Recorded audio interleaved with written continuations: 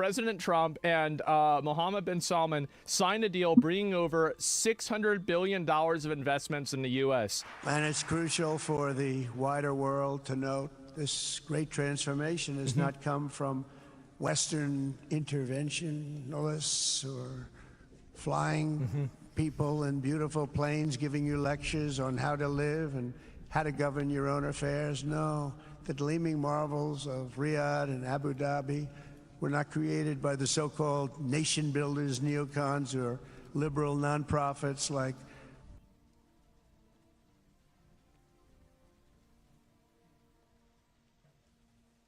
those who spent trillions and trillions of dollars failing to develop Kabul, Baghdad, so many other cities. Instead, the birth of a modern Middle East has been brought by the people of the region themselves, the people that are right here, the people that have lived here all their lives, developing your own sovereign countries. Man, your own unique visions. He's just coming out and saying it. Yes, starting your own destinies in your own way. It's really incredible what you've done. And he hates Israel now. They leak the signal chats. That's the rumor. Yeah, and the thing is that, I mean, again, this goes in line with what I was saying. Is that he runs shit like basically a like a crime syndicate.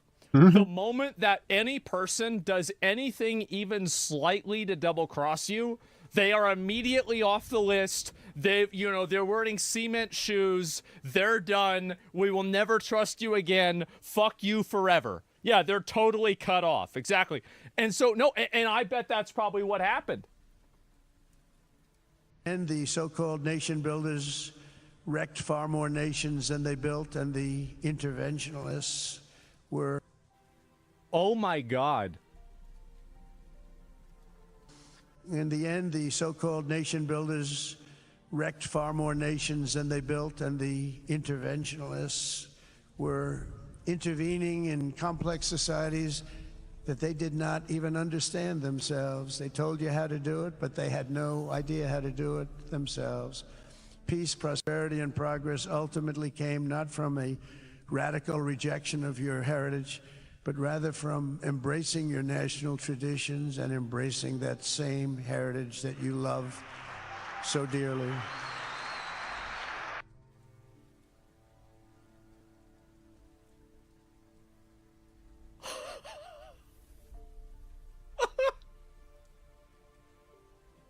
How could he be so base? I don't know. Is it a coincidence that Trump did this after the new Kanye song? Yeah. Well, I'm not going to say that there's a connection, but I will say that those timelines do line up. This is a plus.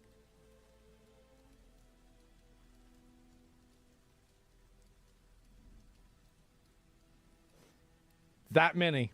A lot of zeros. You guys see? That's a lot. That's a lot of fucking money, man. I cannot fucking believe this is real. This is insane. This has exceeded all of my expectations. This is like, you know what this is kind of like? This is like whenever like a really good video, like an Elden Ring level video game comes out, and it's like you thought it was going to be this, but you actually didn't even know how good it was going to be. This is insane. Well, thank you very much. It's an honor to be here. What a great place. What a great place, wow. But more importantly, what great people. I want to thank His Royal Highness, the Crown Prince, for that incredible introduction. He's an incredible man. Known him a long time now. There's nobody like him. Thank you very much. Appreciate it very much, my friend. Man. And it's a tremendous honor to return to this beautiful kingdom. Is it? Yeah, no, you're right. Is this the first purple tie? I don't think we've seen a purple tie in a long time. And be welcomed back with such extraordinary generosity and warmth. I've never forgotten the exceptional hospitality showed to us by King Solomon, who's just, we talk about a great man. That is a great man. Yeah. That is a great man, a great family. Now, that visit took place exactly 8 years ago. The graciousness of the royal family and the Saudi people is really unsurpassed, no matter where you go. Isn't that the guy that ordered the journalist assassination? Yeah. Yeah. I mean, look, that was not great. Let me also thank the countless ministers, government officials, business leaders, and distinguished guests for that warm welcome. Yeah. Very warm, and I know so many of you. I'd like to call out all of your A long names, time but ago. we have a lot of problems. Would be here for a long time. We don't want that, so don't be upset. With this historic state visit, we celebrate more than 80 years of close partnership between the United States and the Kingdom of Saudi Arabia. Ever since President Franklin Roosevelt met with King Solomon's father, King Abdul Aziz, aboard the USS Quincy in 1945. Wow. The U.S.-Saudi relationship has been a bedrock of security and prosperity. Today, we reaffirm this important bond, and we take the next steps to make our relationship closer, stronger, and more powerful than ever before. It is more powerful than ever before.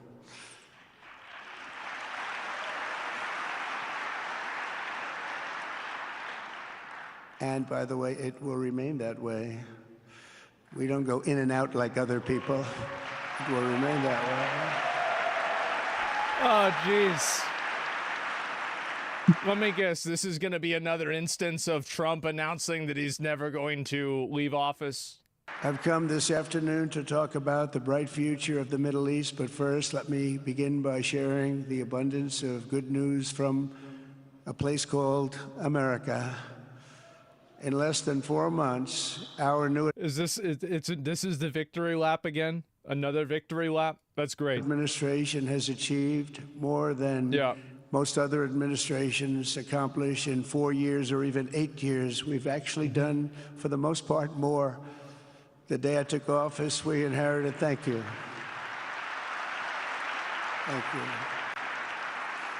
The day I took office, we inherited a colossal invasion on our southern border, an invasion like you'd never want to see here. Nobody should ever want to see it.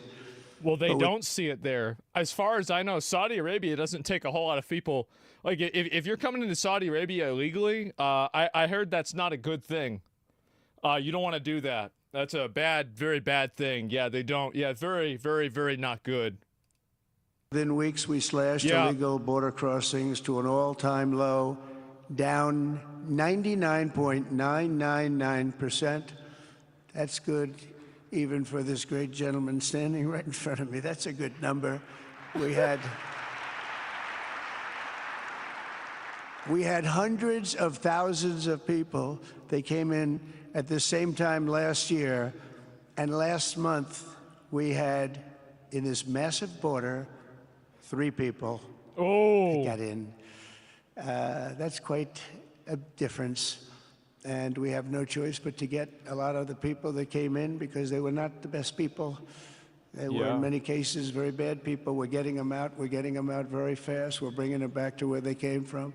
We have no choice. After years of military recruiting shortfalls, enlistments in the U.S. Armed Forces are now the highest in 30 years, because there is such an incredible spirit in the United States of America. We have tremendous spirit again. I love how people are surprised by that. Like, people are surprised. Yes, big surprise that whenever you have the guy leading the military who has a tattoo of the Crusades on his arm, that you're going to have more people that want to join the military.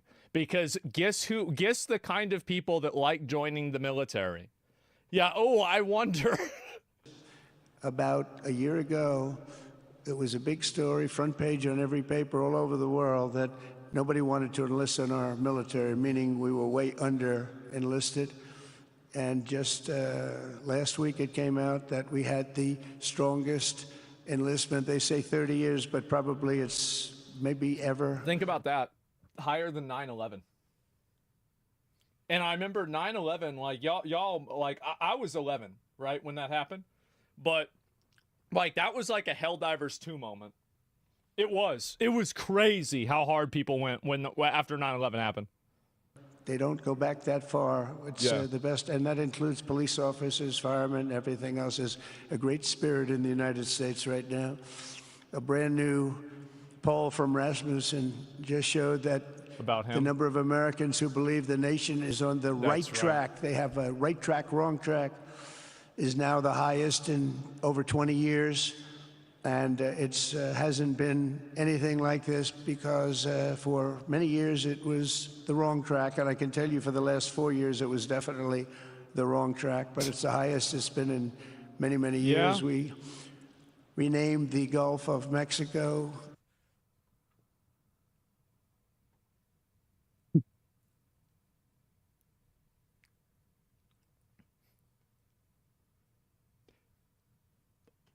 Please, I hope they start clapping after this. Into the Gulf of America. That was very popular, other than perhaps with Mexico. And most importantly, for the people in this room, the days of economic misery under the last administration are rapidly giving way to the greatest economy in the history of the world. We are rocking. The Wow. United States is the hottest country, with the exception of your country, I have to say, right? I'm not going to take that on. No, Mohammed, I'm not going to take that on. Wouldn't that be a terrible thing if I made that full statement? But I will not do it. You're hotter. At least as long as I'm up here, you're hotter. Mm-hmm. But groceries, gasoline, energy, and all other What? prices are down with no Yeah. inflation. We have no inflation in a few short weeks. I mean, you can laugh about this, but Trump said that he wanted them to raise the investment up to $1 trillion because Mohammed was just a really nice guy. I think it worked. Glaze for a couple $400 billion. Hell yeah. Yeah. We've They created did, yeah. 464,000 brand new jobs. Think of that. It's almost 500,000 jobs created just in a matter of weeks. We just reached a historic trade agreement with the United Kingdom, and over the weekend we reached a breakthrough agreement with China. Both outstanding deals. China's agreed. We have to get it down. We have to get the little details down. And Scott, you're going to work on that very hard, but China's agreed to open up to the United States for trade and everything else.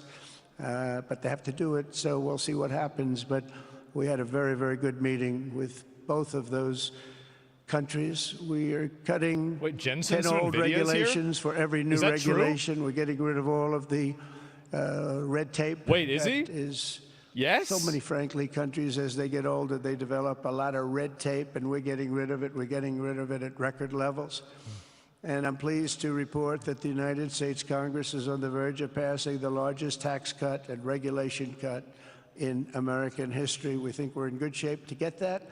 And if we get that, that will be like a rocket ship for our country. In the first quarter That'd of be the good. year, the investment in America was up an astounding 22%. More than $10 trillion of new investments have been announced or are coming just since the election on November 5th. So think of that. In a very short period of time, we have over $10 trillion, and it could be much higher than that. Not everybody comes to the White House to have a news conference that they're going to be opening up in America, but they're all coming in at numbers that Sitting we've never around. seen before. Yeah. If you take a look at other presidencies, they wouldn't do $1 trillion sometime in years. We did this in essentially 2 months because you have to say we got into office and they gave me about a month to clean up and fix up the Oval Office. And after that, we started working. And the money is pouring in, the jobs are pouring in, the companies are pouring into our country like we've never seen before. There's never been anything like it. And we let other people tariff us into Oh, geez. losing a lot of money and a lot of jobs. Oh, and here now we go. we're tariffing them, and it's at a level that nobody's seen. It's a level that is making us Yeah. a very much different country and a very different Do Republican you think Party. Sleepy Joe could yap this long if he was up there? Well, he'd probably be Well, I mean, he wouldn't be there. That's We the thing. won Yeah, I don't know. a tremendous But, victory in November. anyway. We won all 7 swing states, the popular vote by millions and millions of votes. The Electoral College we won by 312 to 226. Remember they said, well, we could get to 270. We got to 312. That's a big difference. And very importantly, we won counties throughout the United States. How many electoral votes do you guys think he's going to get in 2028? 1,660 to 451. That's why when you look at a map, they're all red. He's going to get the clean sweep. The whole country is red. Red stands for Republican. You're gonna go Reagan on him? From the moment Is that on, and from the moment we started, we've seen wealth that just poured and is pouring back into America. Apple is investing $500 billion. NVIDIA is investing. Oh, that's why he's there. Jensen, that's very good, wherever you may be. I thank you very much, because he's putting in $500 billion. TSMC is investing. Is that the Taiwan? I think it is. Where is Jensen, by the way? Where is he? He's standing here. Where is he? I just saw that. Thank you very much, Jensen. I mean, Tim Cook isn't here, but you are. What a job you've done. He said he's got 90. There he is, right there. I heard that, and I don't know if I think this is kind of known, but I heard from somebody that would know these things, is that one of the reasons why Trump put the brakes on some of the computer tariffs is that this guy had a dinner with him, and right after that dinner, that's whenever all of these, things were announced and all of this happened. Yeah, it happened. 89% of the chip market. I don't know. That's a big. That's not easy to beat. But what a job you've done. Thank you. Jensen's going to get access to Saudi Arabia. Country. You know Trump that. gave him permission because of that. Thank you for the investment. TSMC is investing $200 billion, and with this trip, we're adding over $1 trillion more in terms of investment into our country and buying our products. Oh, damn. Nobody makes military equipment like us. We have the best military equipment, the best missiles, the best rockets, the best everything. Best submarines, by the way. Most lethal weapon in the world. In addition to purchases of $142 billion of American-made military equipment by our great Saudi partners, the largest ever. Okay, this week by the there way, are multi-billion-dollar commercial deals with Amazon, Oracle, AMD. They're all here. Uber, Qualcomm, Johnson & Johnson, and many, many more. Aren't they the ones that made the ghetto COVID vaccine? So I want to congratulate everybody. So many great business executives, many of you, most of you I know. Yeah, I remember that. And they're coming in, about a month ago. They weren't that happy when they saw me. And now they're saying, sir, you're doing a great job. Thank you very much. It's amazing what a rising market will do. Oh, it's going to get a lot higher. In fact, I told people 5 weeks ago, this is a great time to buy. I got criticized. Let's see if it's any higher.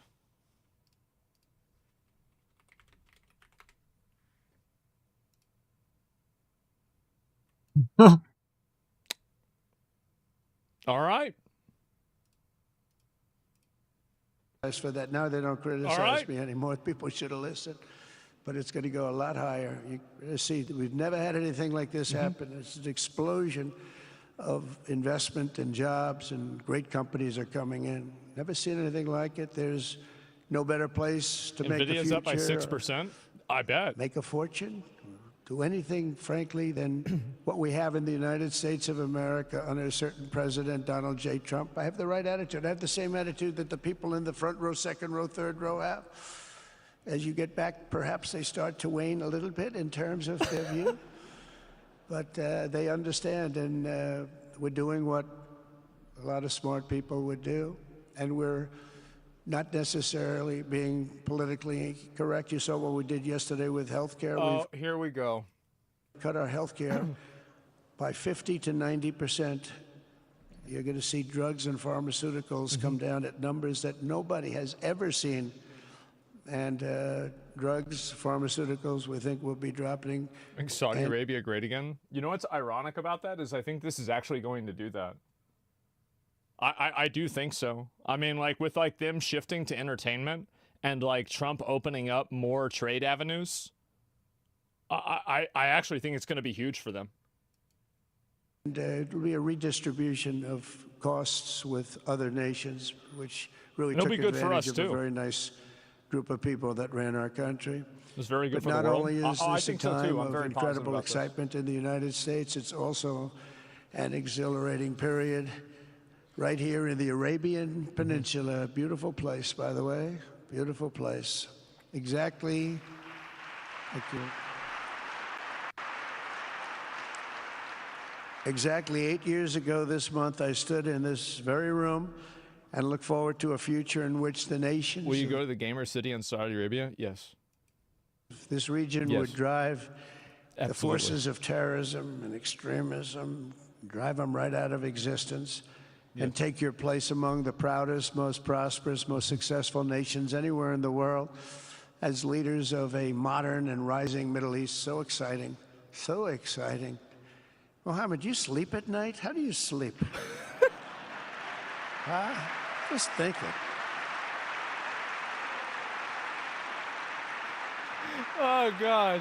What a job. He tosses and turns like some of us. Tosses and turns all night. How do Oh, I make man. it even better all night? It's the ones that don't toss and turn. They're the ones that will never take you to the promised land, won't they? But you have done some job. True.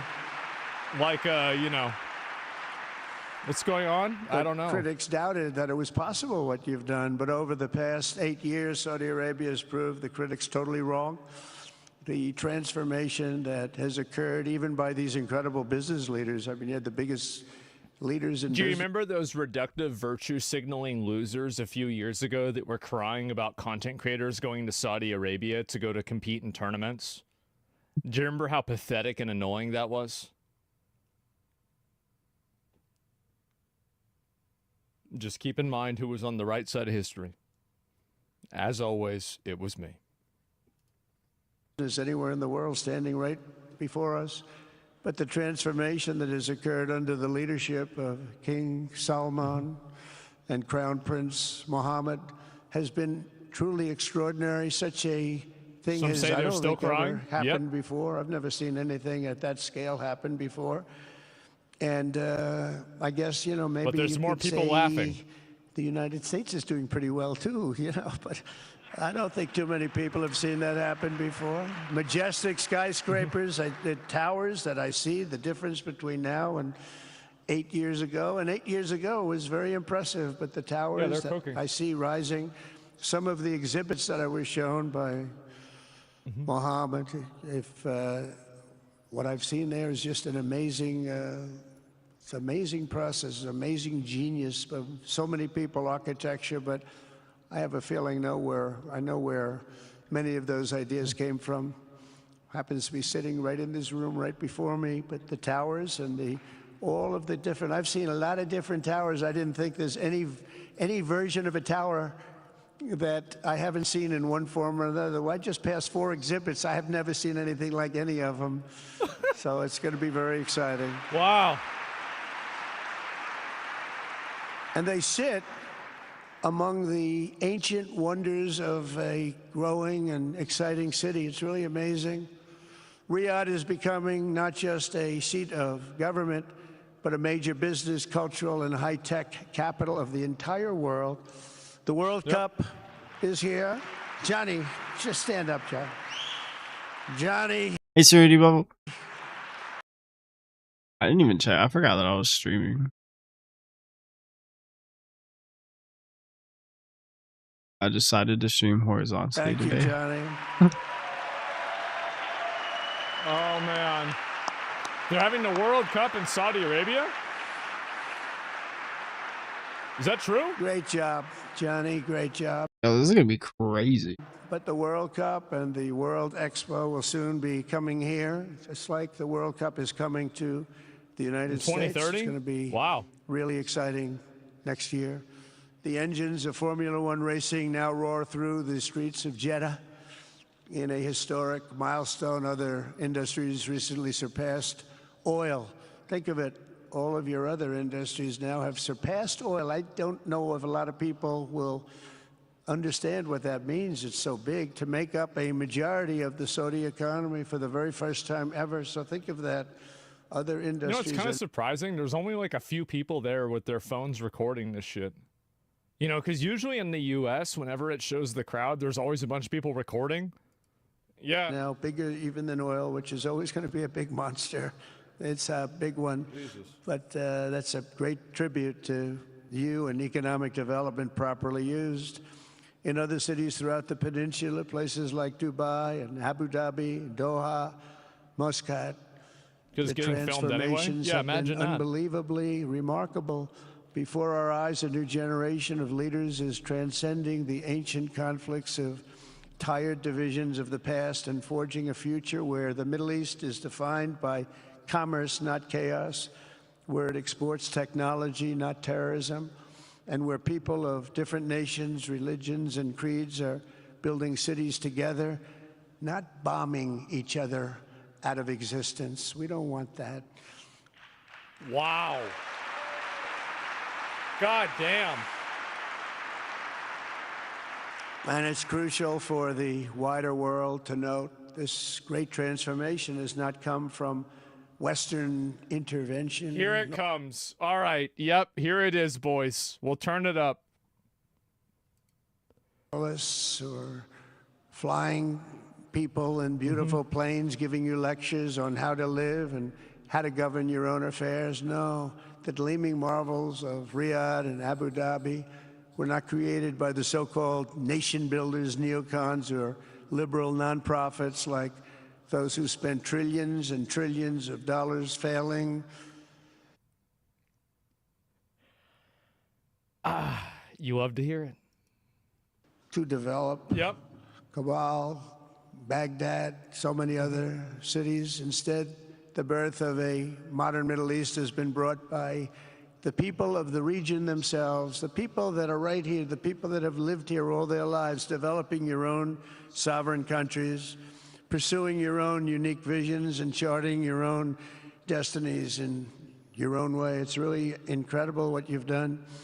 In the end, the so-called nation builders wrecked far more nations than they built, and I have been waiting for like 15 years for somebody to say this. What an admission? Yes. Holy fuck. How many of you guys feel the exact same? interventionists were intervening in complex societies that they did not even understand themselves. They told you how to do it, but they had no idea how to do it themselves. Yeah, they're going to go to the other side of the world and say, this is how you have to live. Wow, I wonder why that didn't work out. Oh, that created a lot of people that didn't like you? Really? Huh? That's, what a mystery. I guess that's because they're all terrorists. Oh, of course. That must be the reason. Sure. And they hate us. Uh-huh. Peace, prosperity, and progress ultimately came not from a radical rejection of your heritage, but rather from embracing your national traditions and embracing that same heritage that you love so That's dearly. crazy to say. Damn. And it's something only you could do. You achieved a modern miracle, the Arabian way. That's a good way. WSP chart? Yeah, like this is a big one. Today, the Gulf nations have shown this entire region a path towards safe and orderly societies with improving quality of life, flourishing economic growth, expanding personal freedoms, and increasing responsibilities on the world stage. After so many decades of conflict, finally it is within our grasp to reach the future that generations before us could only dream about, a land of peace, safety, harmony, opportunity, innovation, and achievement right here in the Middle East. So beautiful. It's such a beautiful thing that's happening. Wow. I guess, you know, the people that are here can't even really appreciate it because you see it happening, and it's when you come to a place that you haven't seen in 5 years or 10 years or 20 years that it's even more incredible. When I left office just over 4 years ago, that future seemed almost impossible, what you've done. Together we had obliterated the killers of ISIS. We wiped them out. terminated its founder and leader, al-Baghdadi. We had Another legendary speech. That one, do you remember that at 2 in the morning? Bro, 2 in the fucking morning. This guy is out there talking shit, posting kill cams. Yeah, died like a dog. heal the divide in the Gulf. I don't get enough credit, you know? I'm writing a book. Operation Council, it's a very big deal, and united the nations of the region to stand against the enemies of all civilization. We'd imposed unprecedented sanctions on Iran and starved the regime of resources to fund terror. They were unable to fund anything because they had no money left. They had no money. But the new administration came in and let them have a lot of money, and you saw what happened. It was not money well spent. And with the historic Abraham Accords that we're so proud of, all the momentum was aimed at peace, and it aimed very successfully. It's been an amazing thing, the Abraham Accords, and it's my fervent hope, wish, and even my dream that Saudi Arabia, a place I have such respect for, especially over the last fairly short period of time, what you've been able to do, but we'll soon be joining the Abraham Accords. I think it'll be a tremendous tribute to your country, and it will be something that's really going to be very important for the future of the Middle East. I took a risk in doing them, and they've been an absolute bonanza for the countries that have joined. Bonanza. The Biden administration did nothing for 4 years. We would have had it filled out.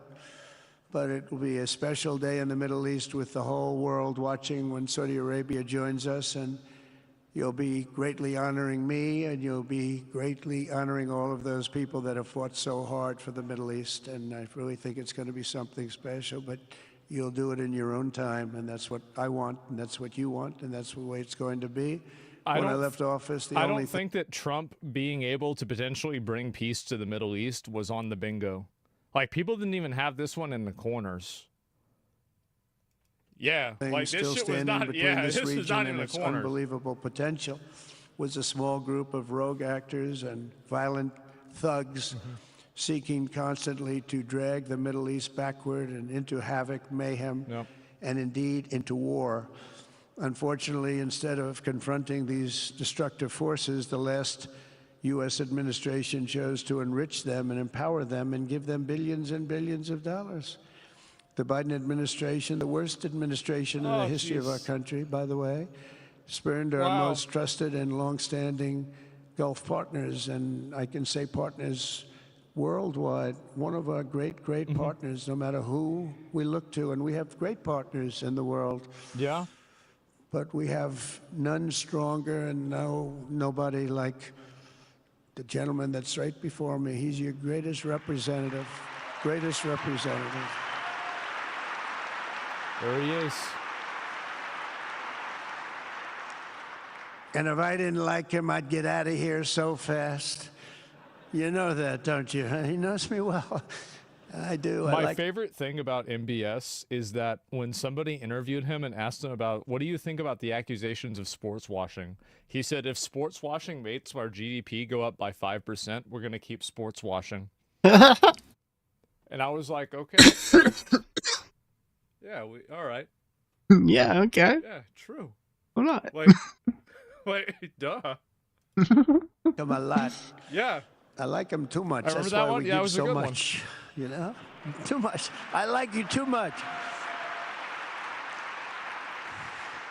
When you put it like that, yeah, exactly. They lifted sanctions on Iran in exchange for getting nothing and sent the regime tens of billions of dollars. It's weird that he throws shade in speeches to world leaders. It makes sense when he's in the U.S., but this setting is just weird.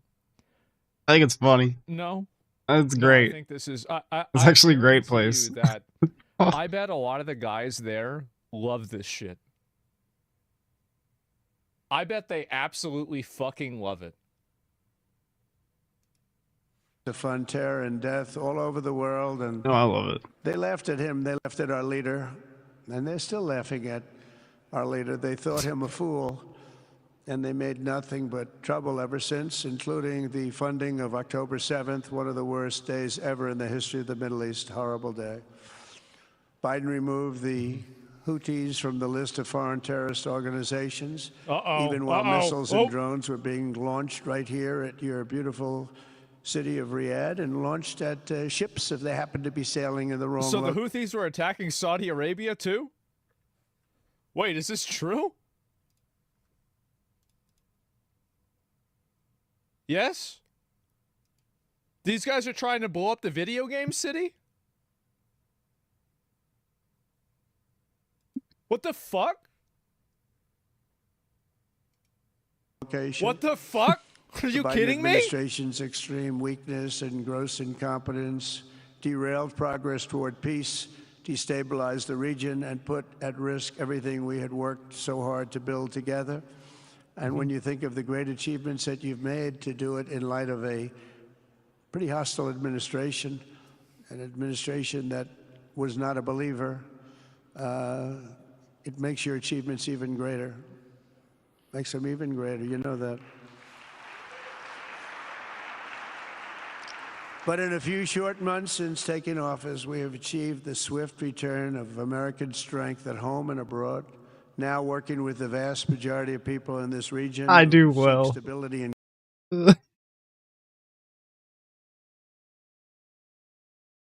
I gotta come back to this. It smells like the name. Right next to Bangkok. It's Taj Mahal's.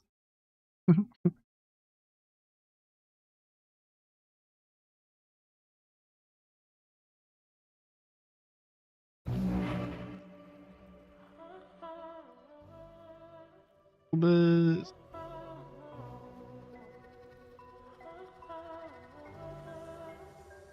okay.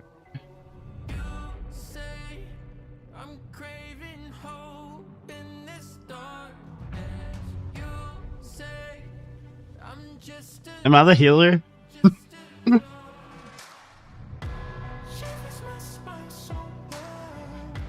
Love it. It's like, what do you say to that, bro?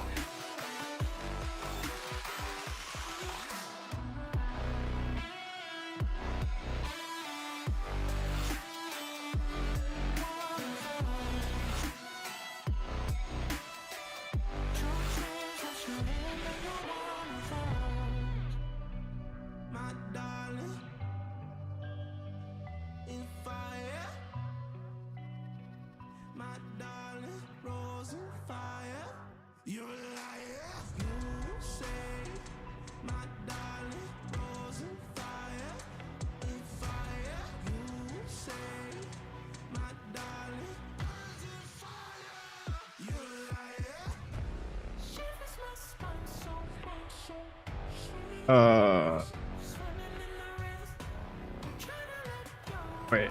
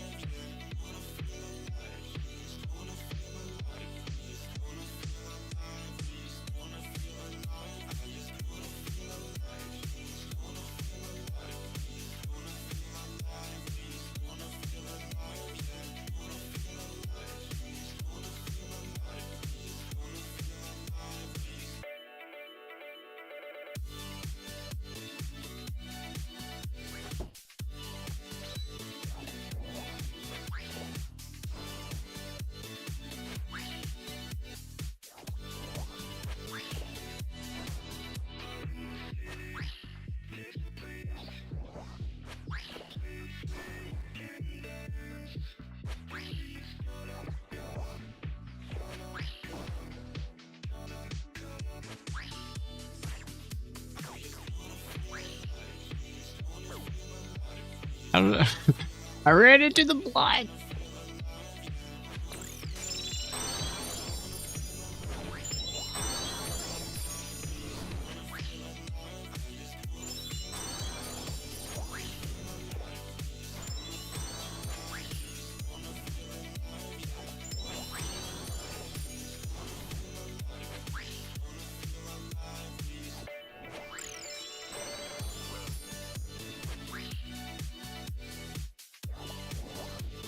Oh, hit a 1.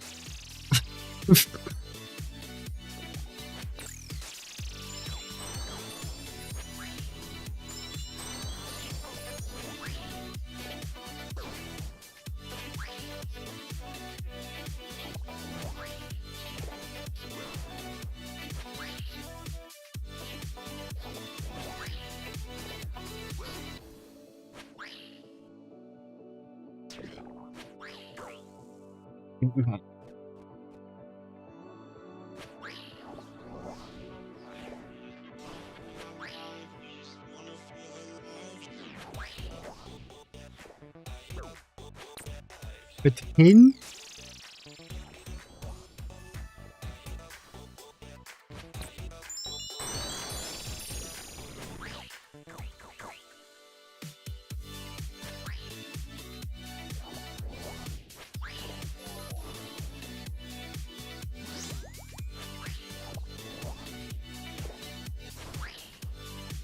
I think I should get a spec just a second.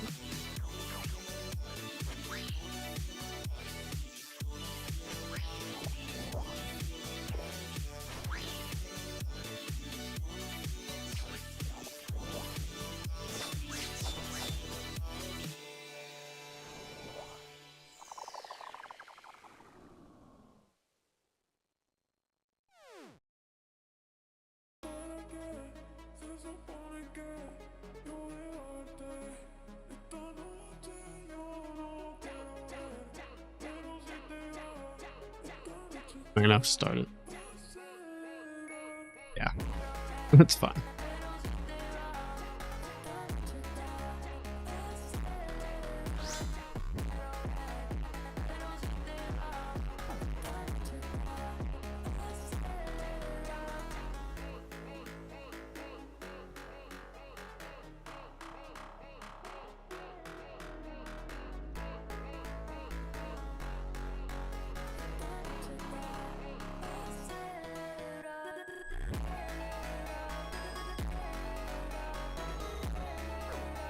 I was like, there's no way he makes it all the way, right? It turned around in the last second.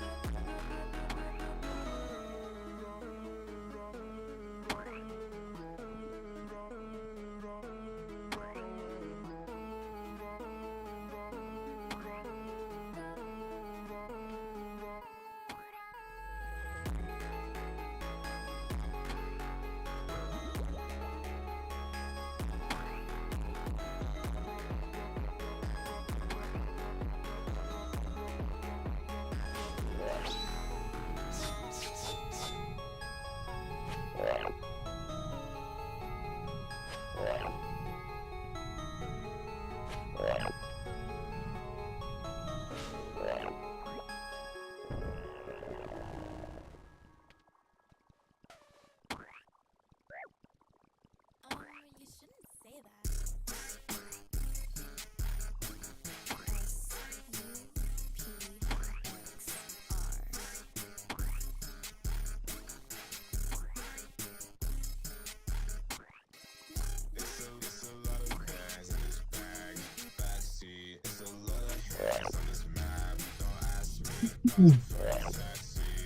GG.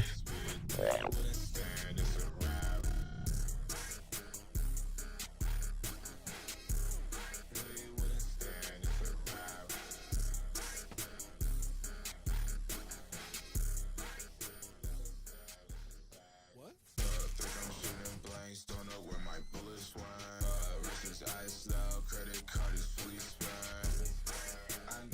I think it comes out in like 6 hours, and there's like a 45-minute down window if there are no problems, I believe.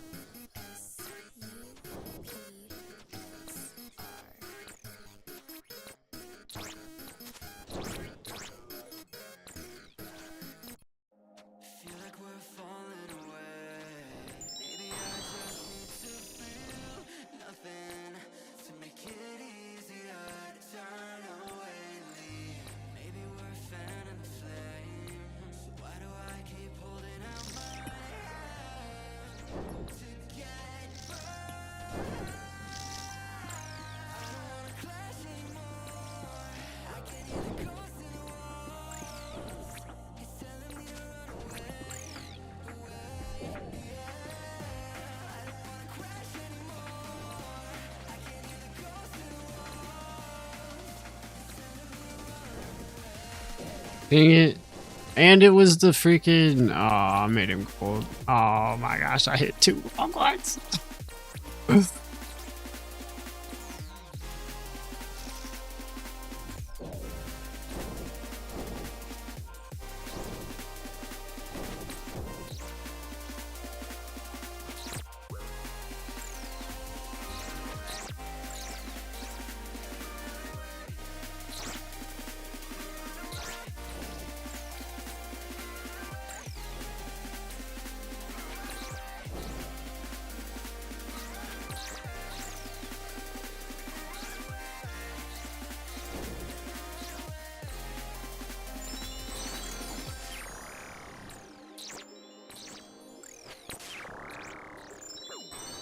On side. Hit something. Please.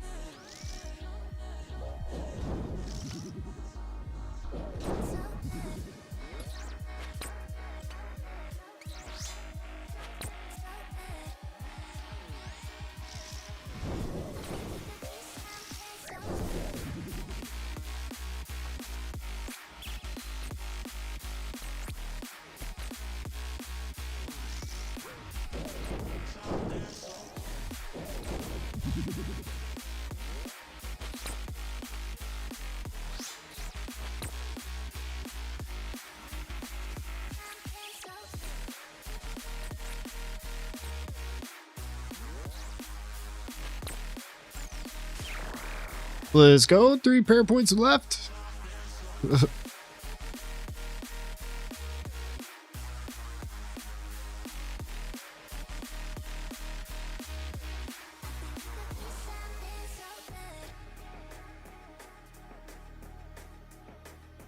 You're flying, dude.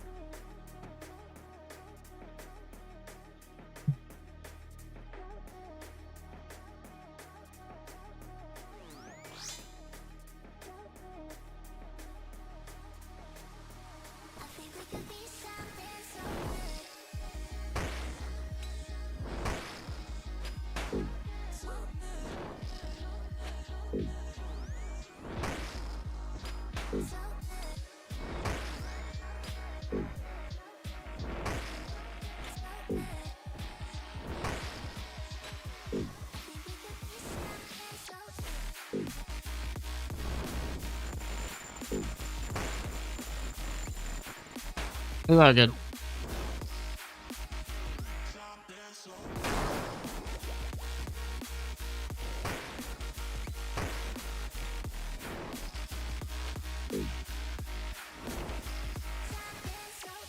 Excuse me. Any help?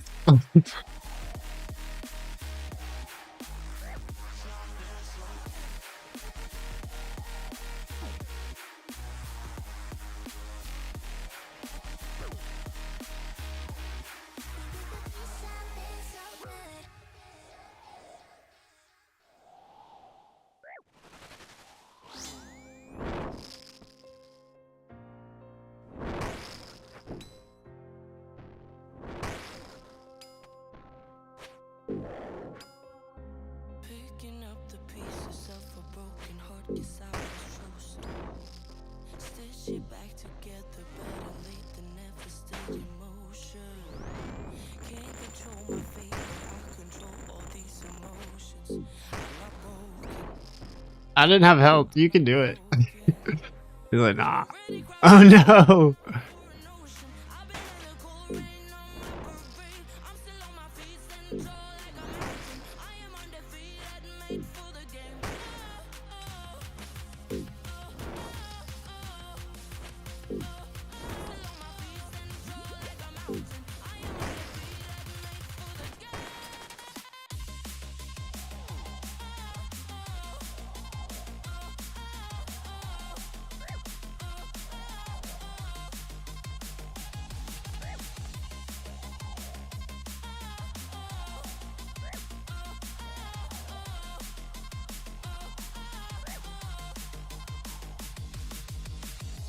Gravity can take his arms around my legs and try to pull me. I'll still levitate. The greatest gift I got is in his holy. I missed.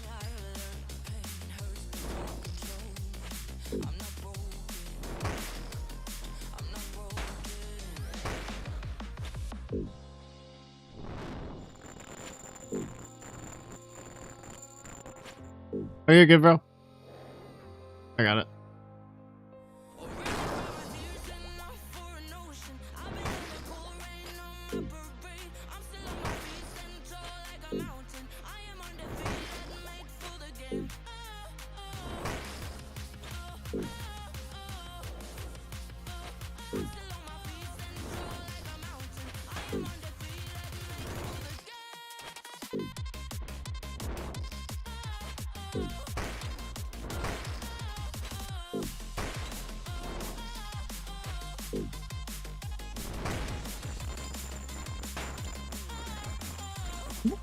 Go, go, go, go! I gotta make a goal, gotta make a goal! Oh, it was so close.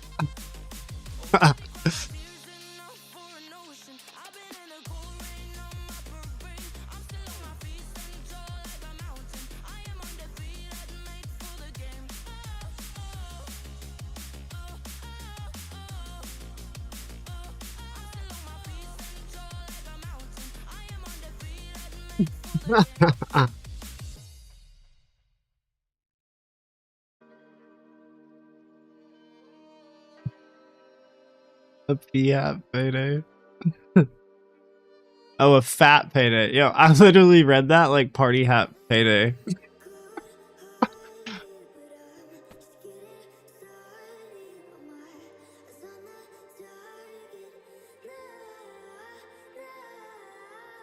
If I buy that, I think I'm gonna buy 2 for 6. I should buy 3 pieces.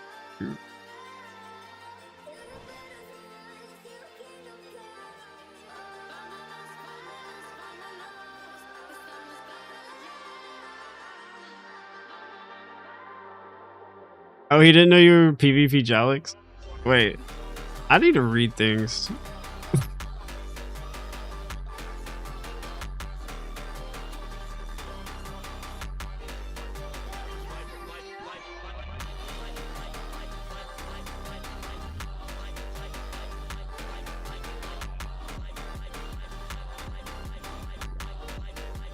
He's like, I just want the fucking scythe, bro. I don't even care.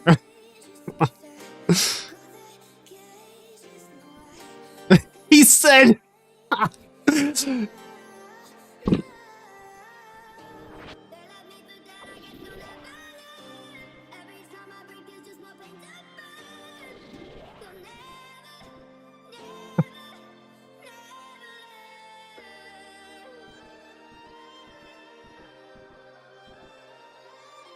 He's like, what?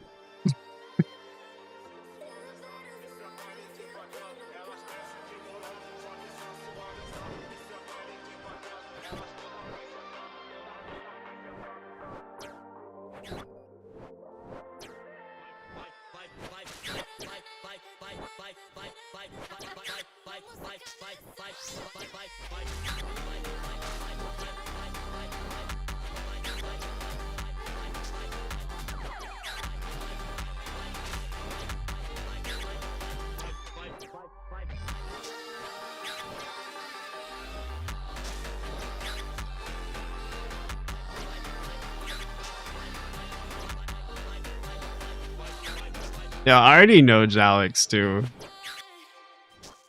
He's like, bro, I just want the scythe. He's like, I just want to use the scythe. I don't care about anything else. Just let me use the scythe.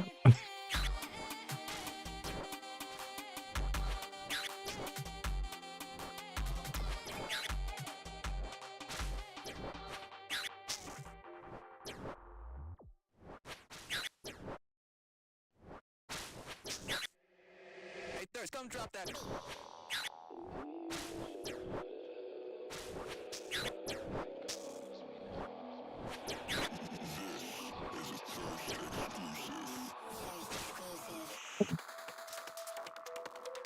Oh no, we almost ran out of spot.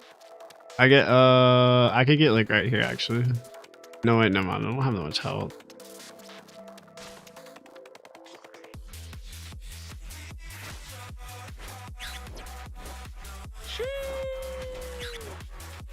Kind of worked.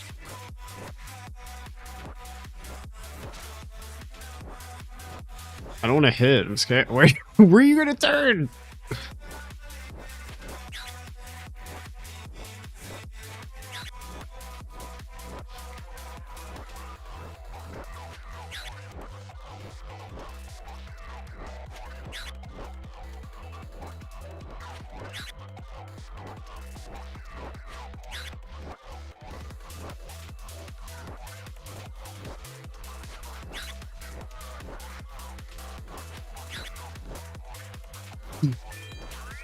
I'm not even gonna lie though, after having the scythe, bro, I don't ever want to give this thing up. It's too nice.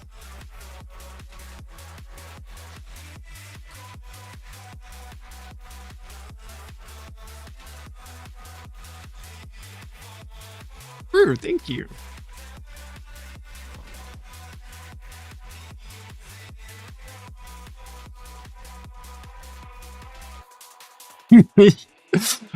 You're like still, he's like already convinced, but you're still convincing him.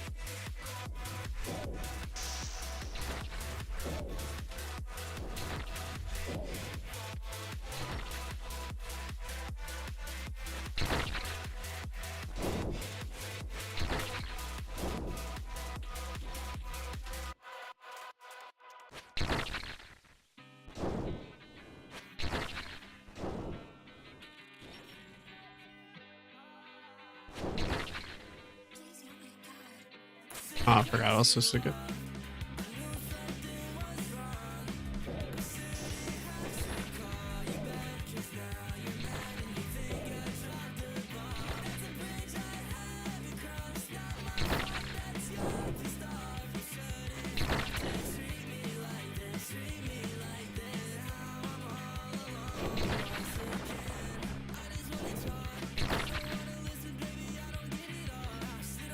Is that Gavin?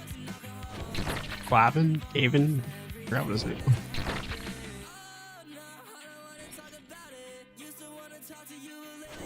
Oh, Kits. Who that?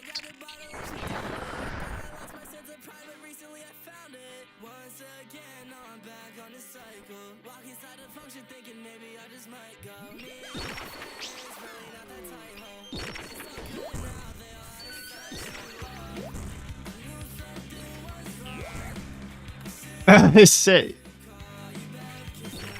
Sorry, out of pocket crab.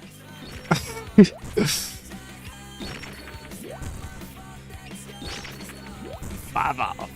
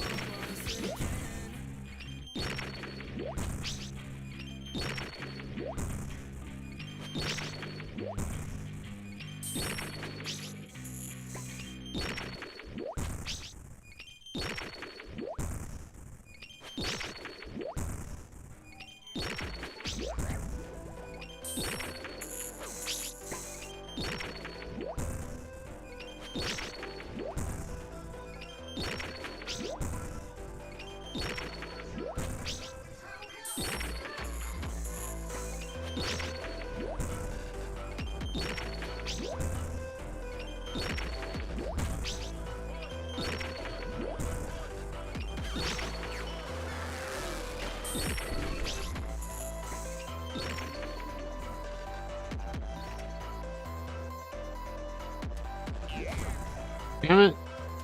Bro, I'm really bad at popping crabs. I think that is like my worst thing in ToB is just popping crab.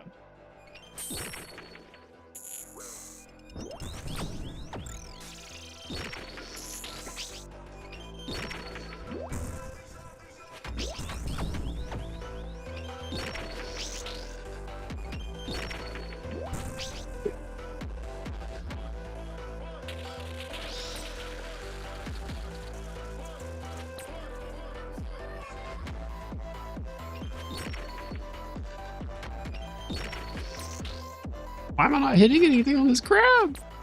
I'm hitting 8s.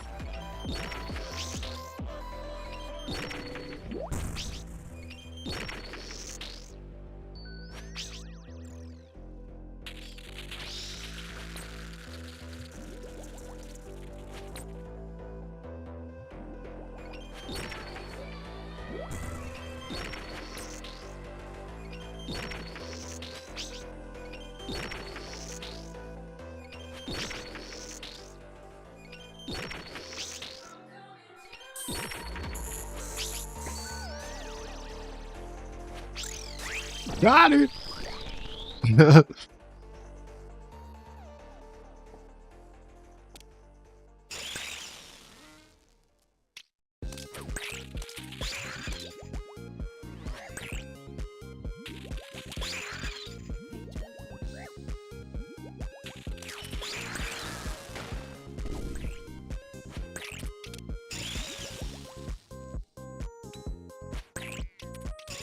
Sorry.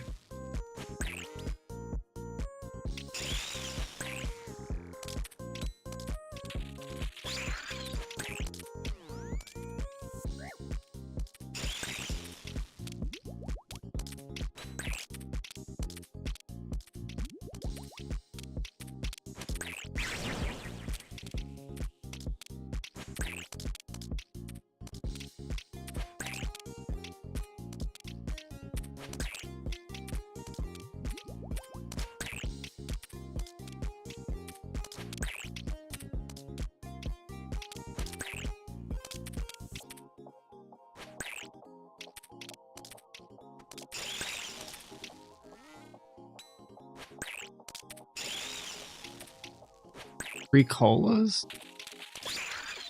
Like a cough drop?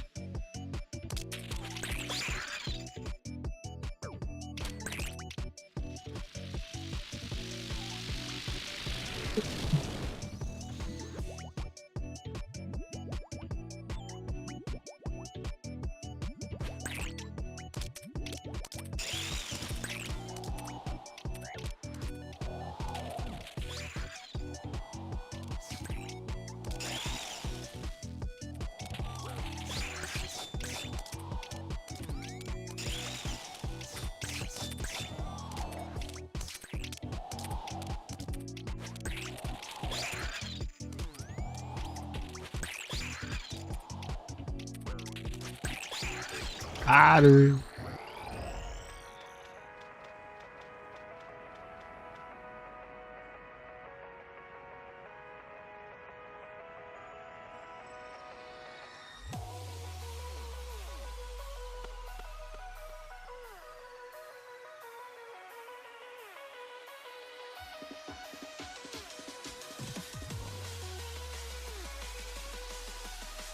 That was a good top though. 24-minute trio.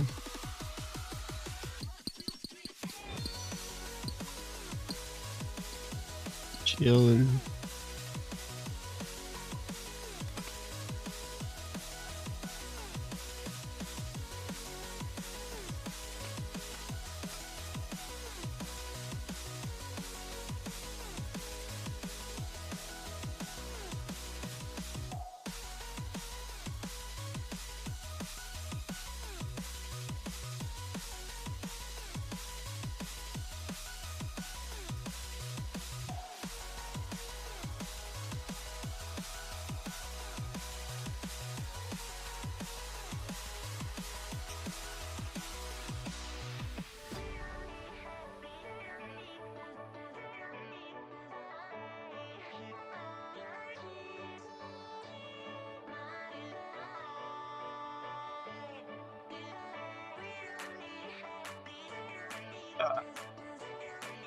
Six more hours of this until Yama.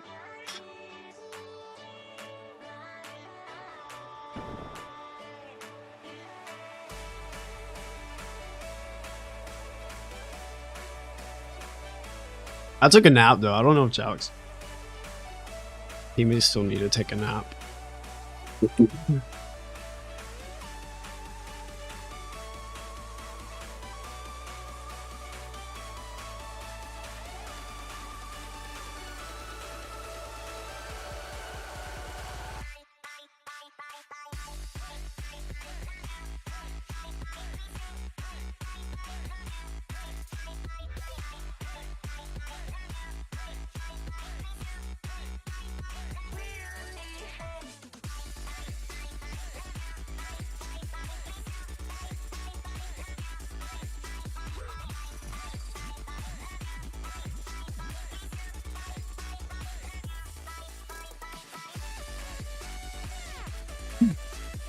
Damn.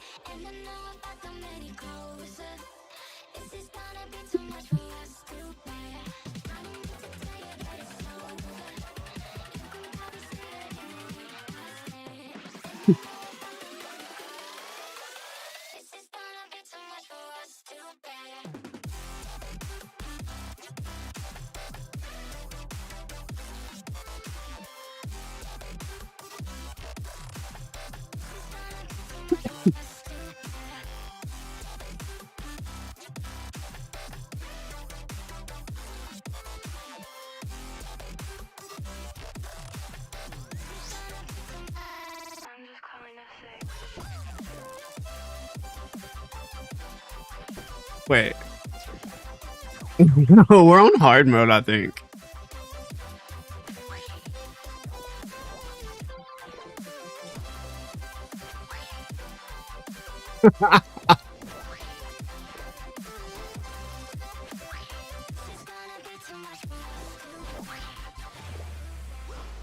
Oh, fuck. Oh, sit.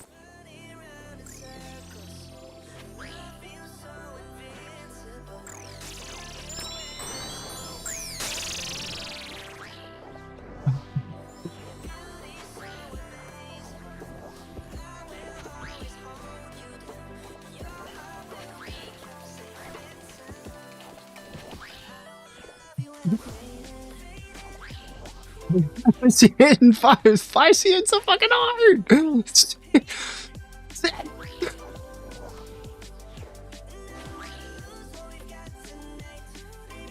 He said smack, smack, smack. Nah, I got this.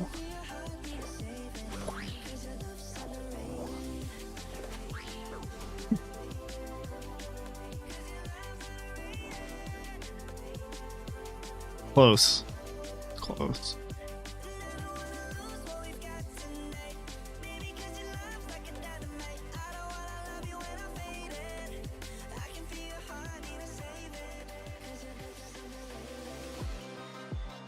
I was like, huh, 30 minutes. That's new.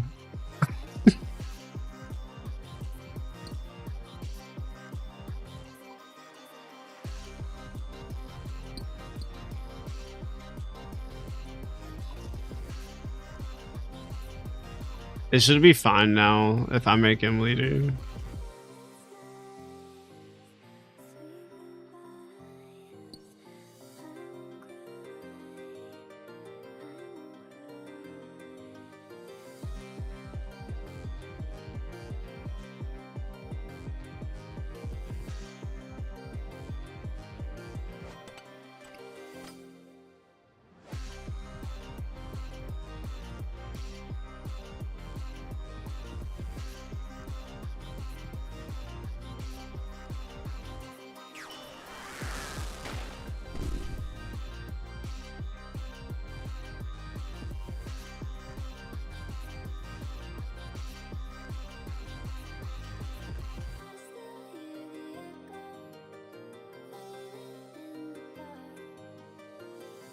Okay.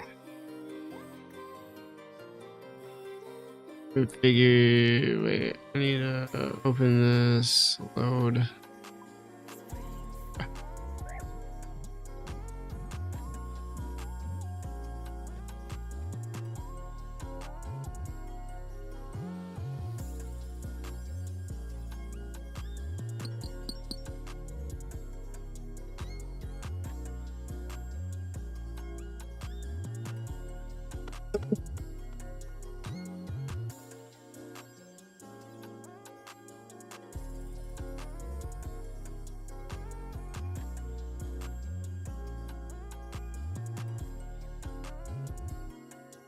Wait, is it?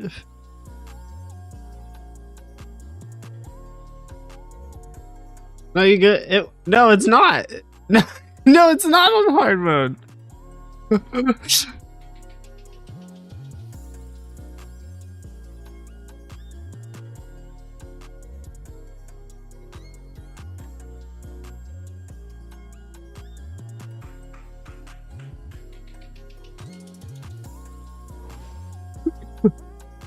It's a normal mode, I think.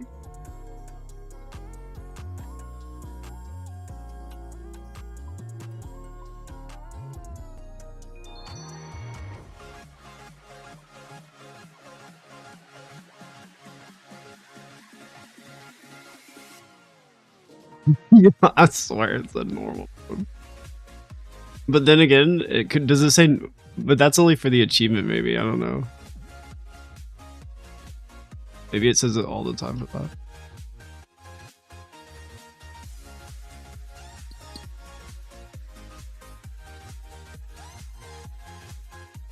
that was funny though.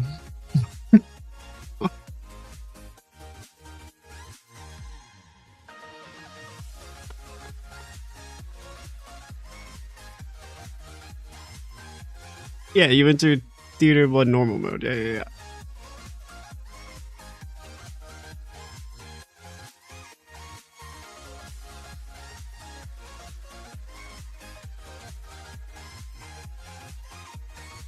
Oh no, because I changed it. Oh, okay, that's why. Because I changed it and then gave you leader. But it was on, I think it was on cool. Because the last one you came out first. But it really doesn't matter. I'm really just trying to figure things out for my own benefit, to be honest.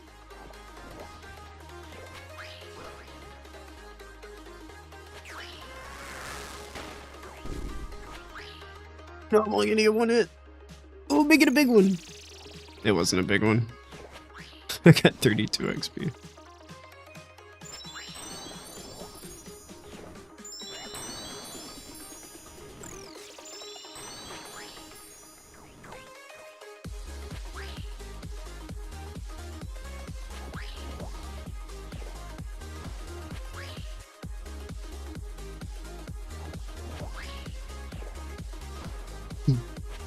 Life go brr.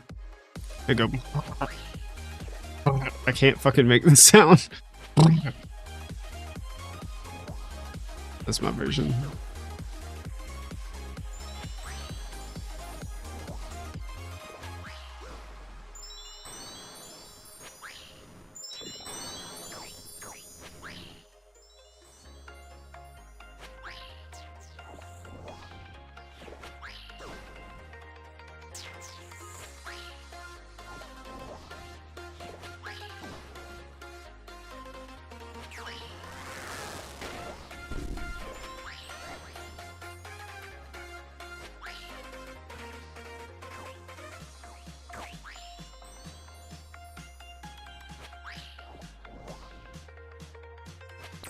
Ooh, that's a big hit.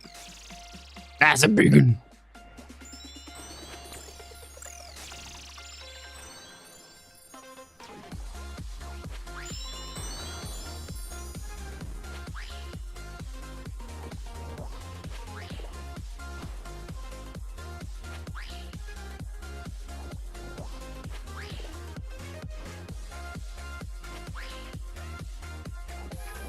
Ooh, that's not good. It's fine, it's fine, it's fine, fine.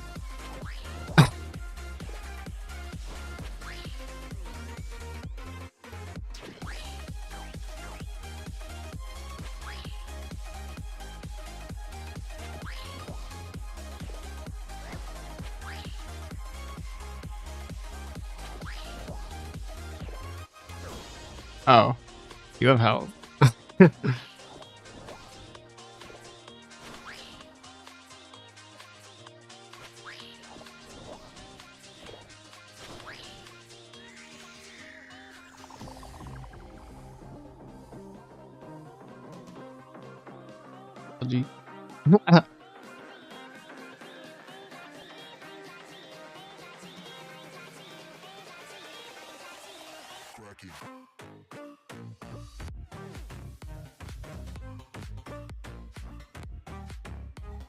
Yeah, did you see me fucking step back at the last second? That was a dick move.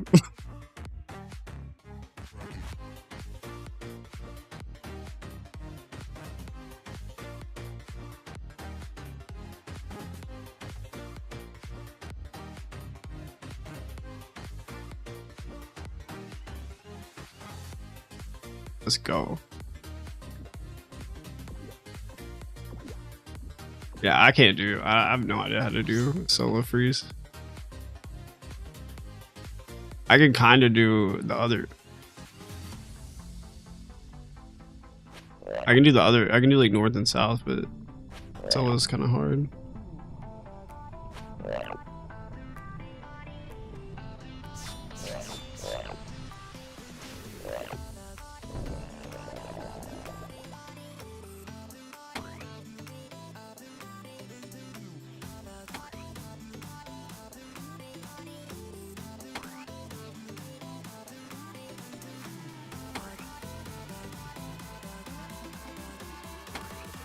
I really want max damage, so I'm just gonna do. Okay.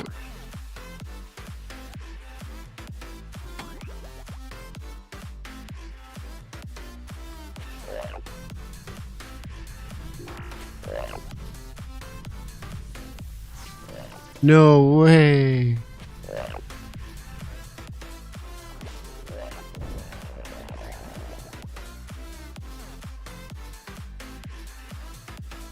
I think we would have killed it if I wouldn't have messed up. I did a freaking swipe with the Dragon Claw.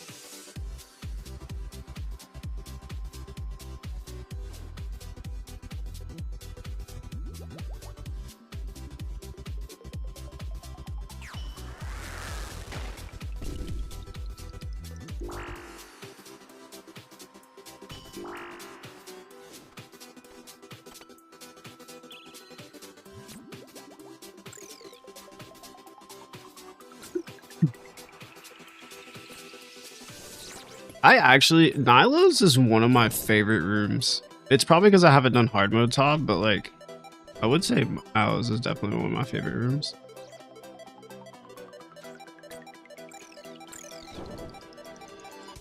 When I'm range. Let me correct myself. Range is fun. Can you die, please? Thank you.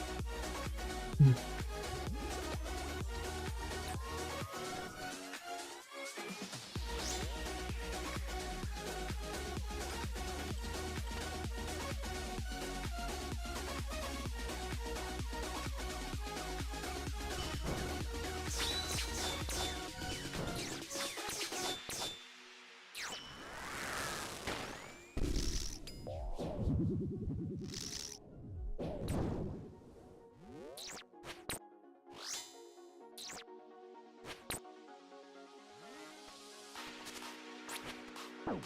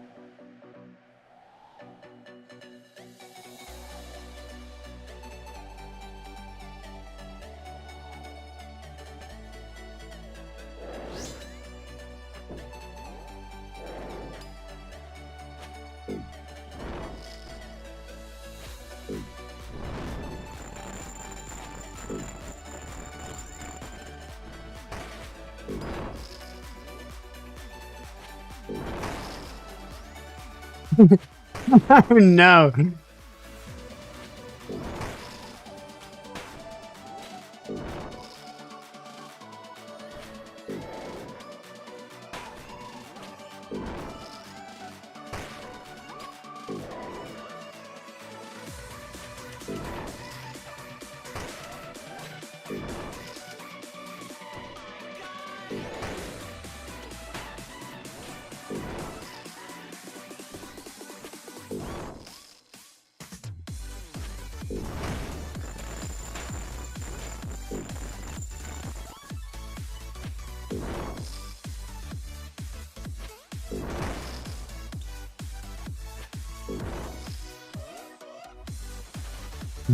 Sick of you fucking die. I'm gonna cry.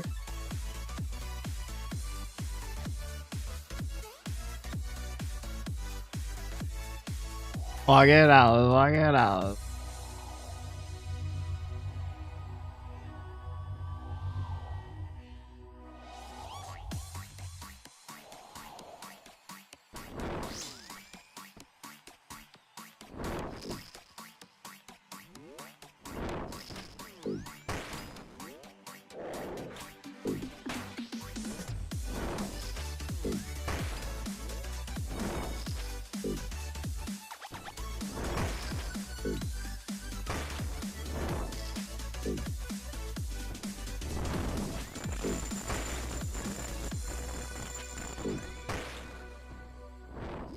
It's all good, man. Oh, it's all good.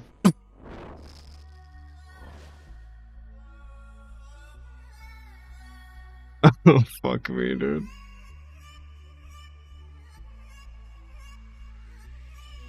I actually can't believe I just. You fucked us. I fucked us.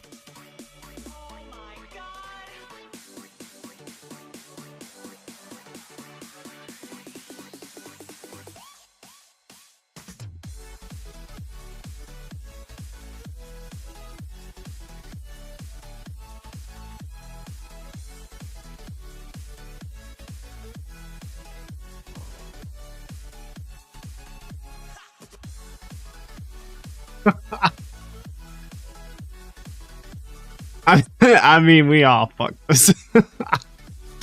Yo, how do I go 2 days and not mix a fucking ball and then I miss it on the one? Ow.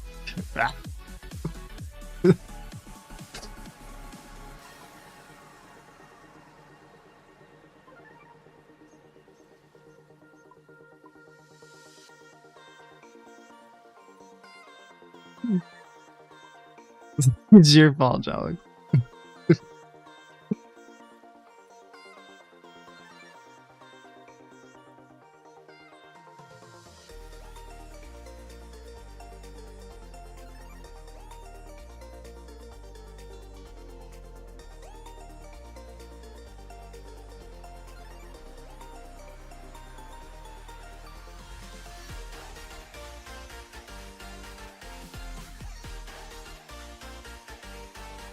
That's funny.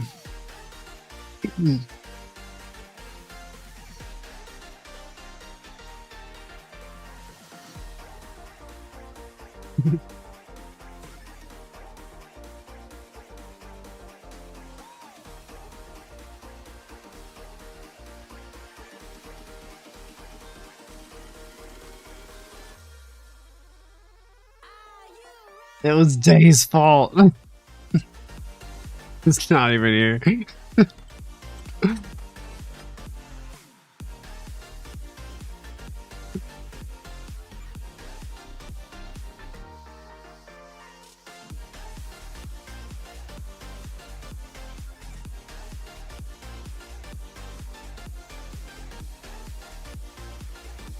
What have he's been doing?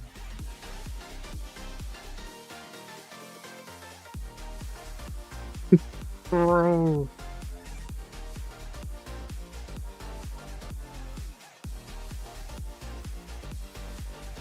He's like, guys, nah, for real, I'm going.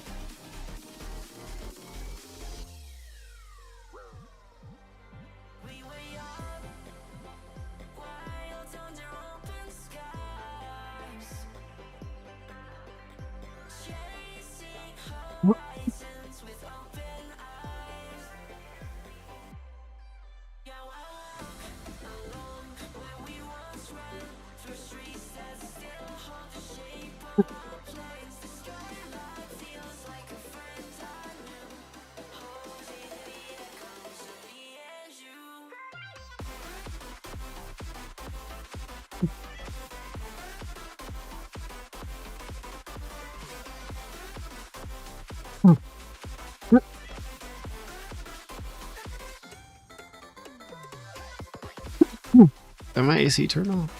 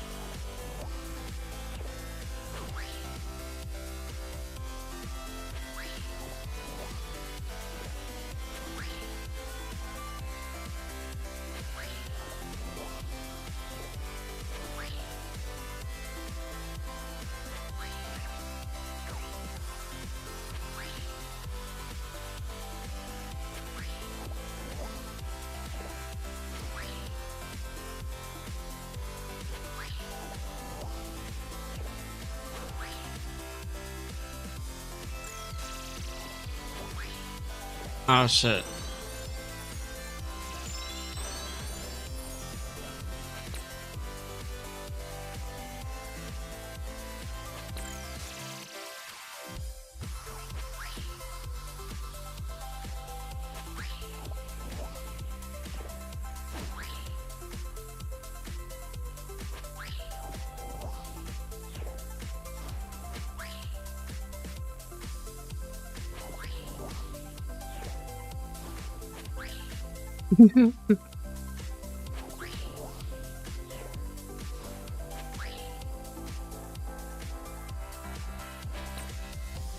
Bro, how you gonna hit a 1?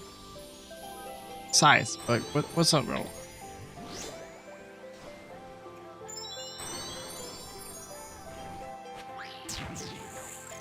I'll just continue to do damage.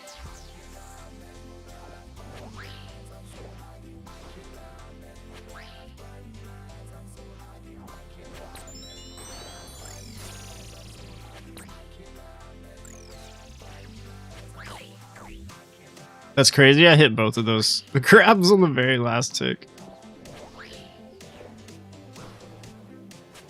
And it Blood Fury healed me.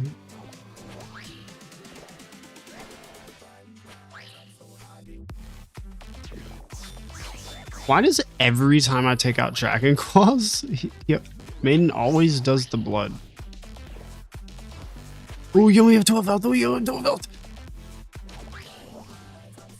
Please hit me. Okay.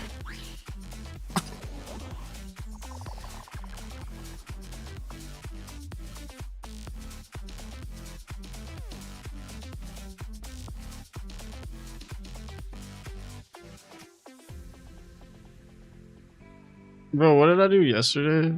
I fucking I died like 7 times or so yesterday or something like that. I don't remember. It was crazy.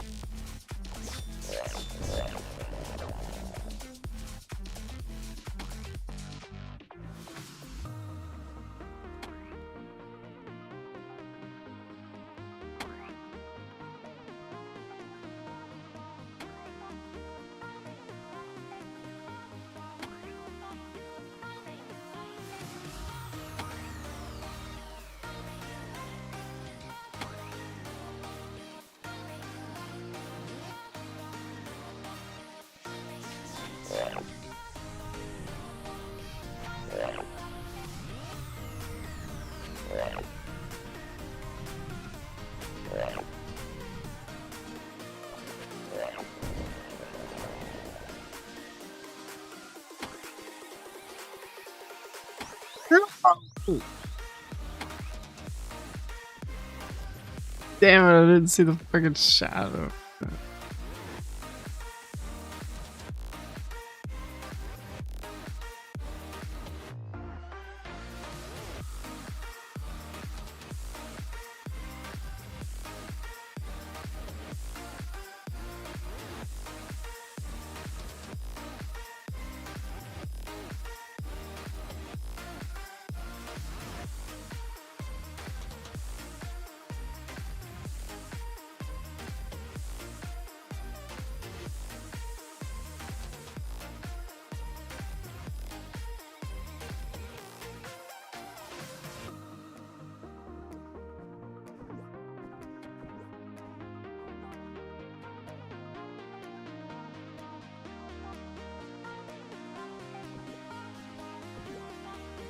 Yo, I just got it. That's why people chally at the very. I'm gonna start doing that.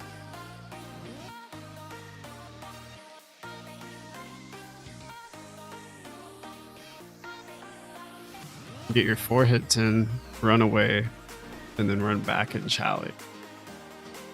Instead of me just standing there and getting hit by the thing every time.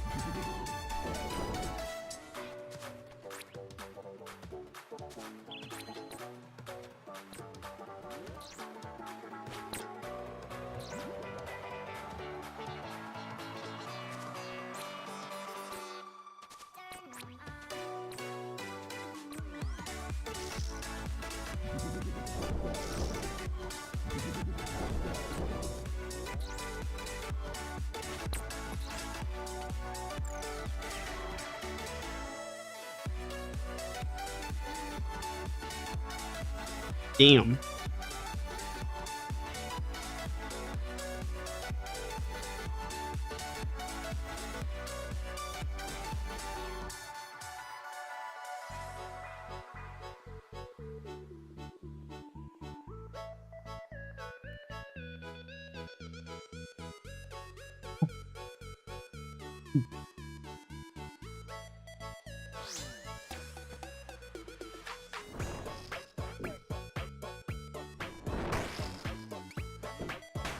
Why did I just double? Well,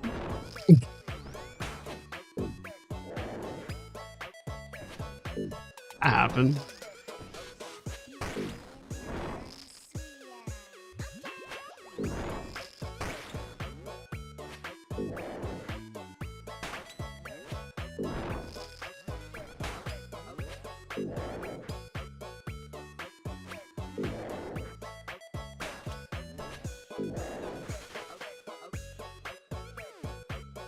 Sick. I choose I pro.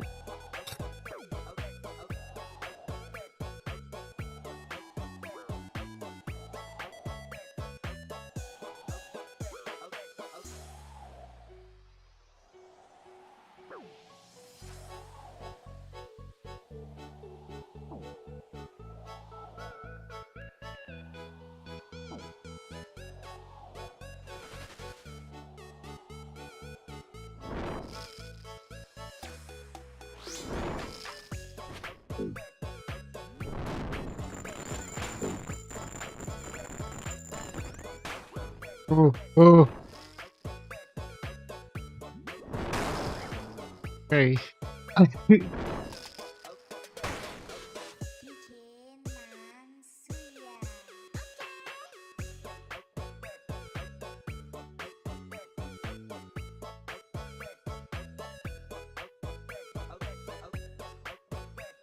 don't know if I should have risked it and like let you guys take the big hit. But I feel like it was better that you guys kept health and me die.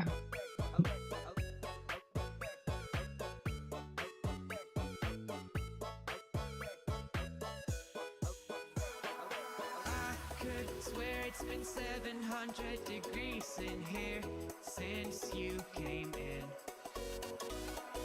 I could I wasn't sure how much damage it would do. running out of air and now it's starting to spin. You make me feel kind of bad, kind of good, kind of everything, yet it doesn't feel like it should. You make me feel kind of wrong, kind of right, kind of anything, and I would change it if I could.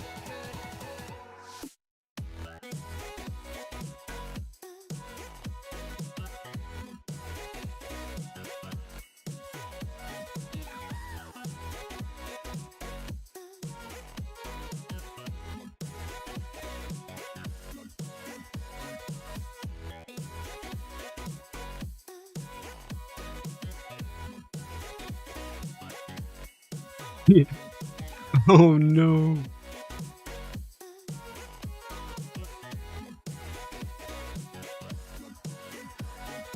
I could swear that I'm fainting, I think I'm losing my sight, I swear I'm hitting the floor.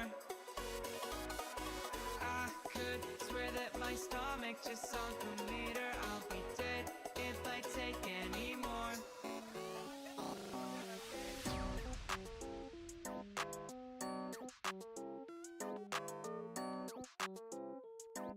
Rough.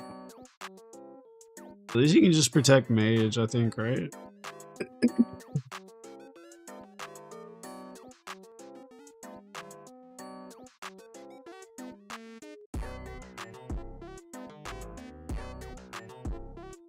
Fuck us. Fuck.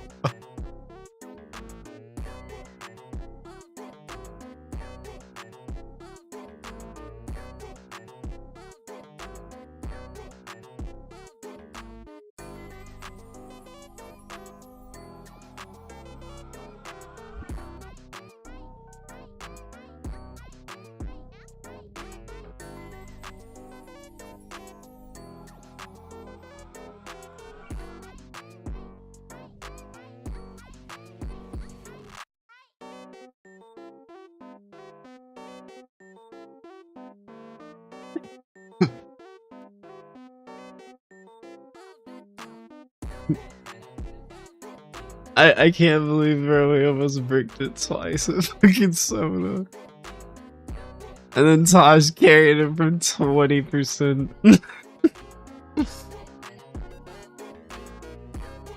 Get him!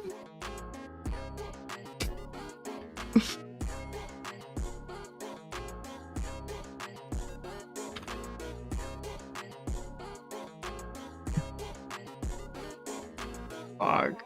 That would have been so bad, dude.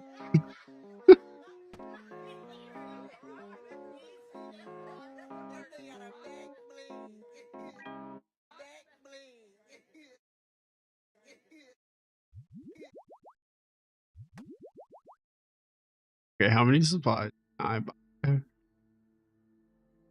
be good. 1, 2, 2, 4, 6, 8. Maybe one more of these, and we'll.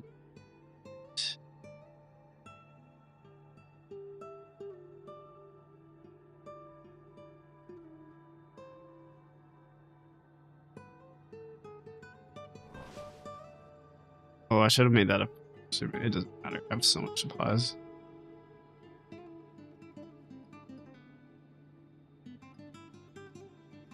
You better Taj his balls.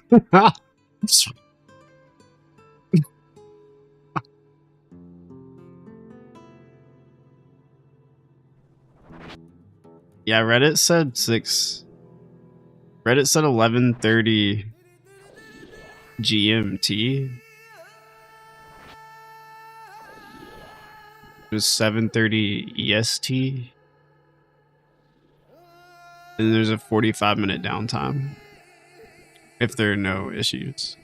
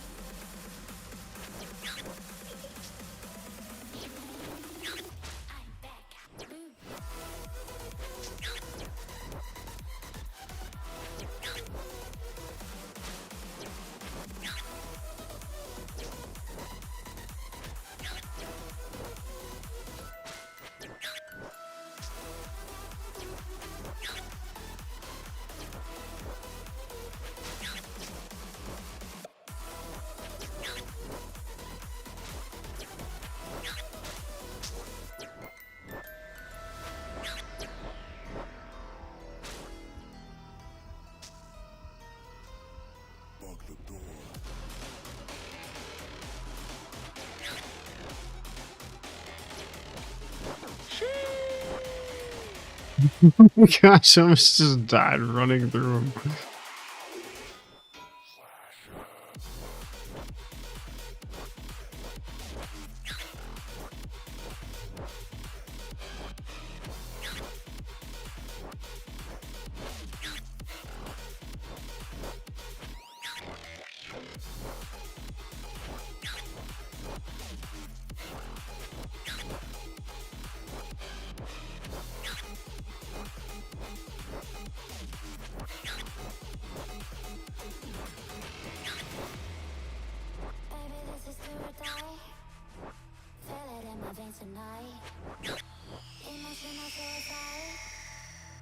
You know it's an eye for eye.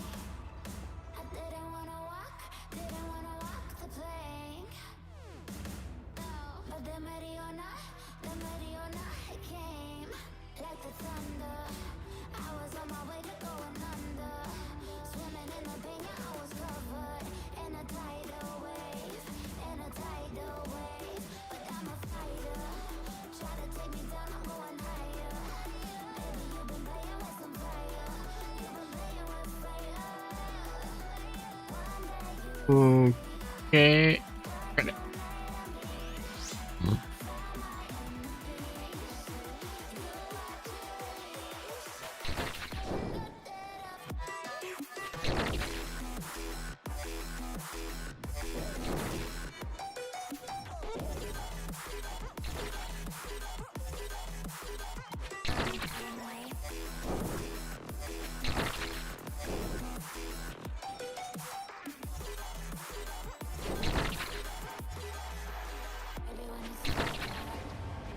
Storm is coming, so you better stay running.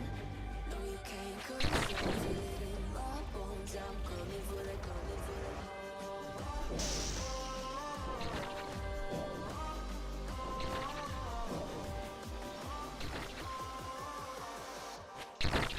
I'm coming for the throne.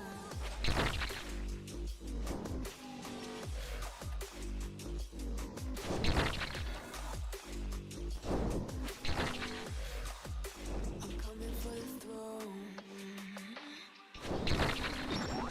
GG.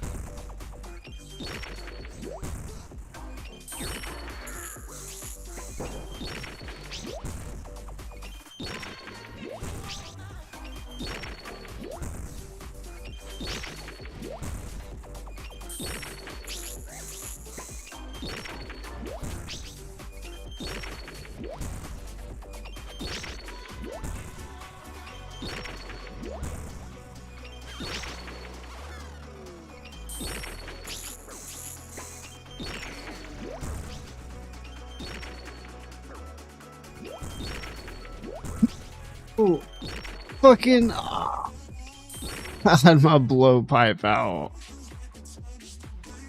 What is wrong with me, bro? That's crazy.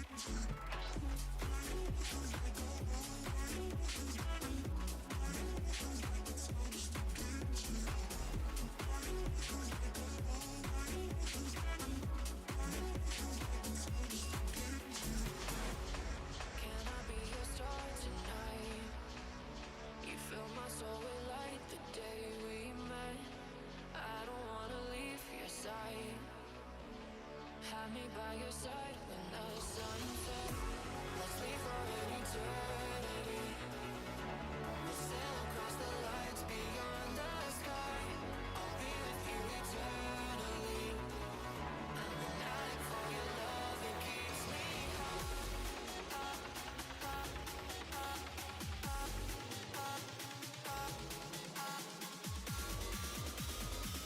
I'm so mad about that. Oh no. I kept clicking Verzik like it would drag me into her, and I kept blowpiping her. I was like, fuck. Just kept getting smacked.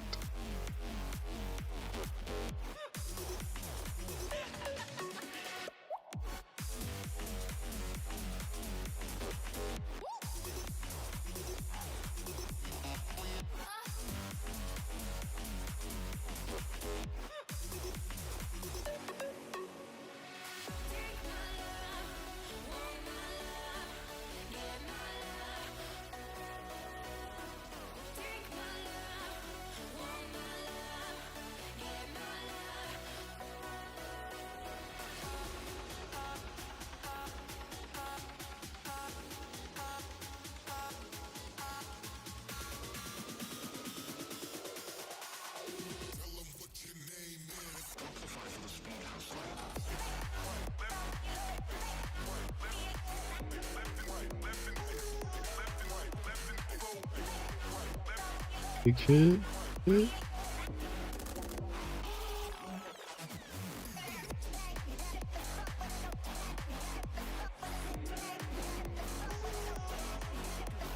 That's rough.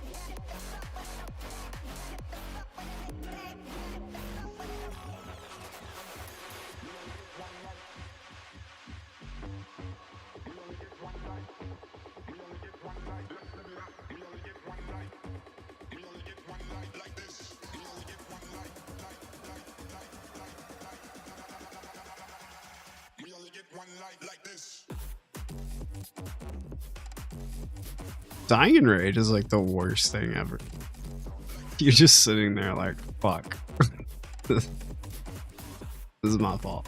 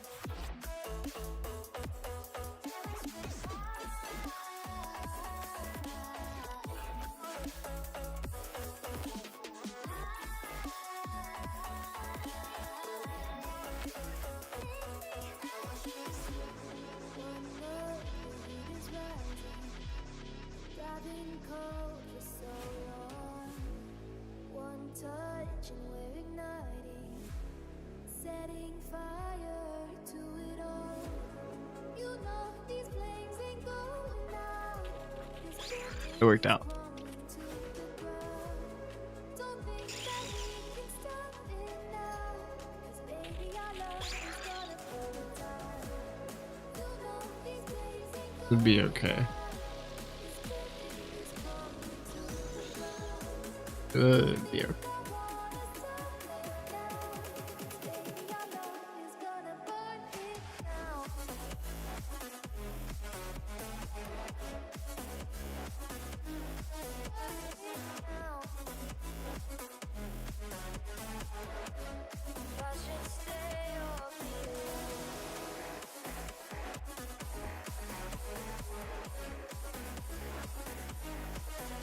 Nice.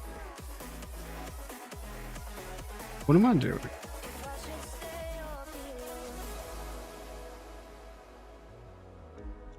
Won't you make up your mind?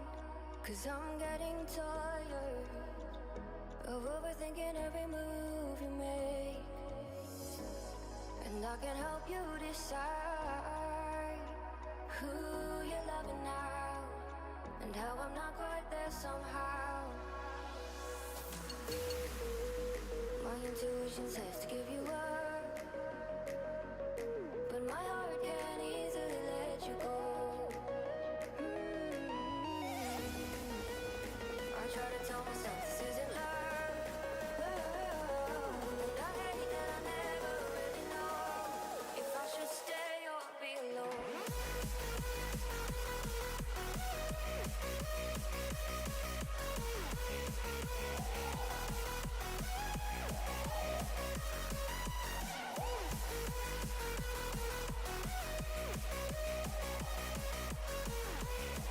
Brew, brew, brew, brew.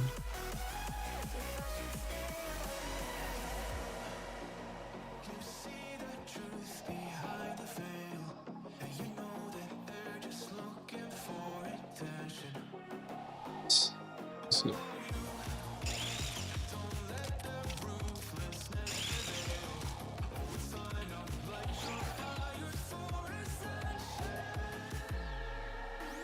Damn, they just fucked that up.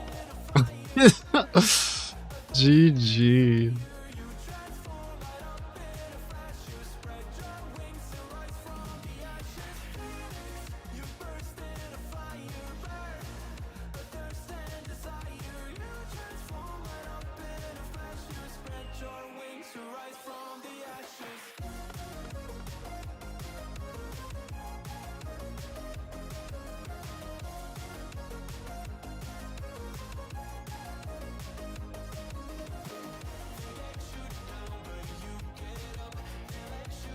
No, oh god, dude, I'm the one who died.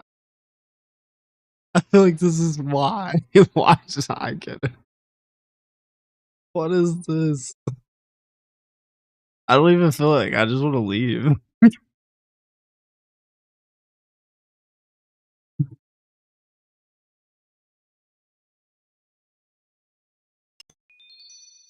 A collection log! Carried to the collection log.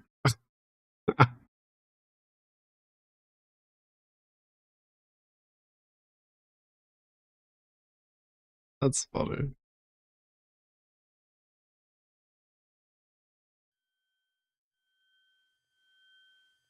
I think I have full justice here now. Let's look.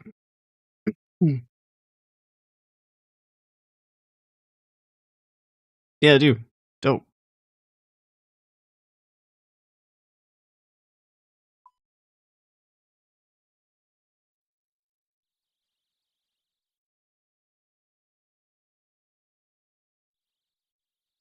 I can't. How the fuck? That's why.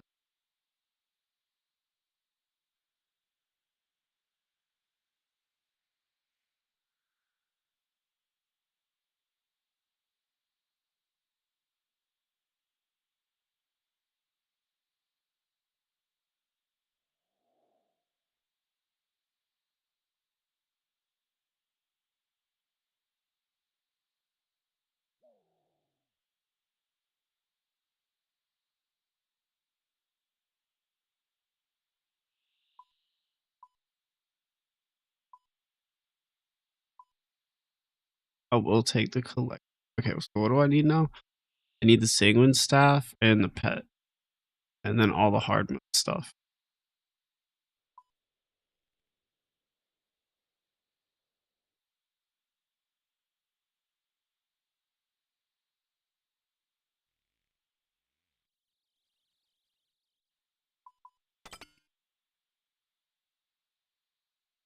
I always say see ya after people leave.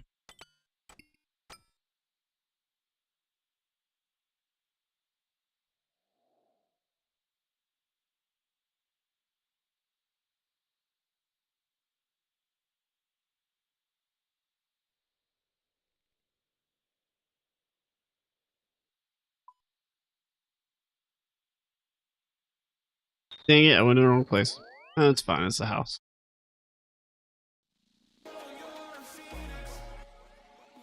Need to go to the Great Exchange.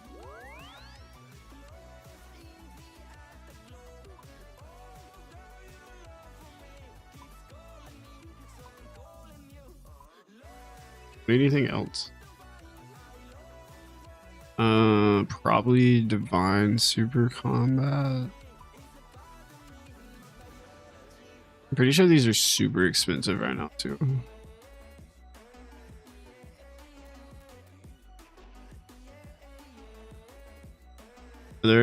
You can make a lot making them. Yeah, they went up hell gosh. Oh, because of Yama, definitely. No, wait, they went down? No, they went hell up. I think they're going, but they're going down now.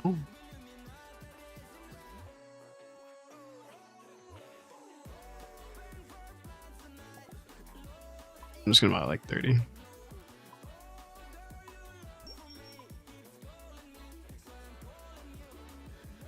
That should last me like today and tomorrow or something. I don't know with Yama, I might need a lot actually. Are they gonna go up tomorrow or are they gonna go down? Because people have been hoarding them. Same with synapses. Are synapses gonna go up tomorrow or are they gonna like plummet because people are gonna sell them?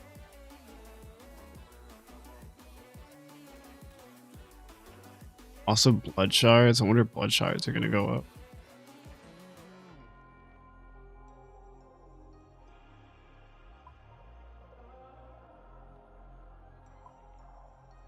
Glad I have one.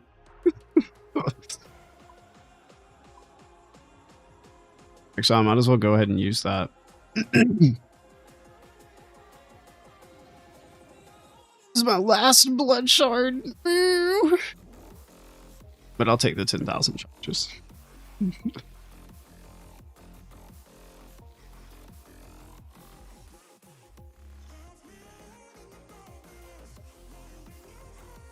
I should probably charge the scythe a little bit. Well,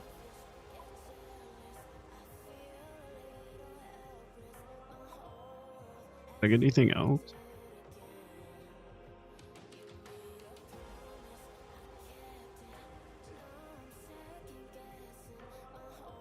I think I'll be good for right now.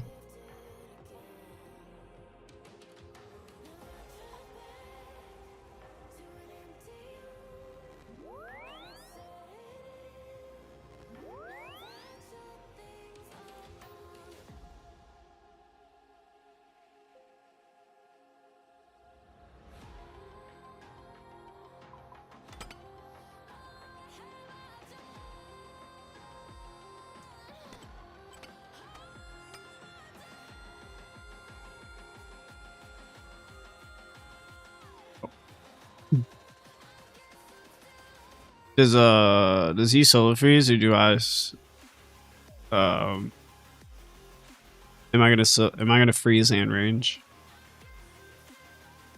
Why's my butt hurt?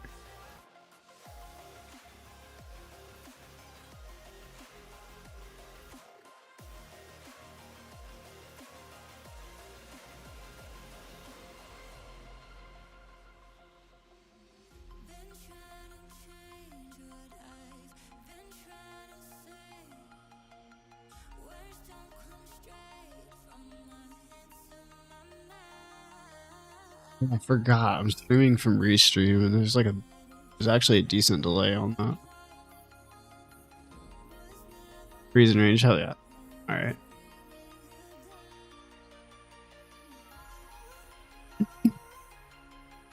So we're gonna do this, that.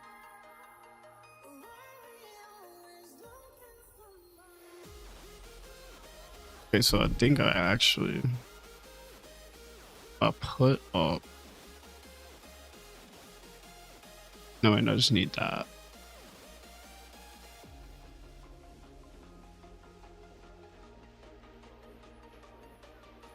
Did I bring the English? But if I bring the English, I'm gonna have to put something else up.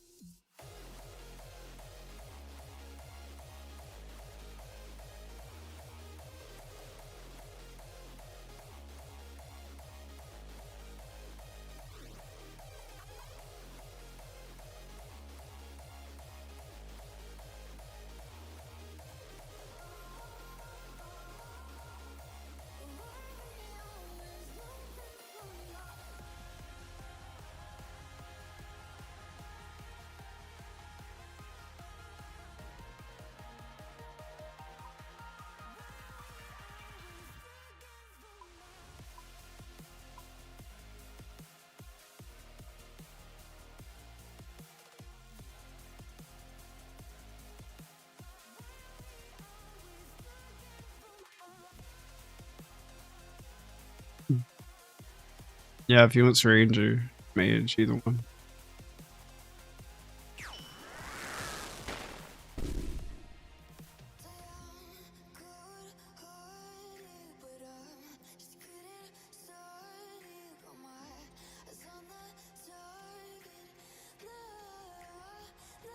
You can buy a prayer pot? I forgot about that.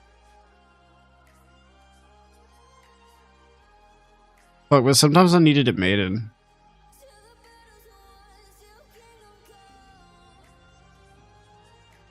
Yeah.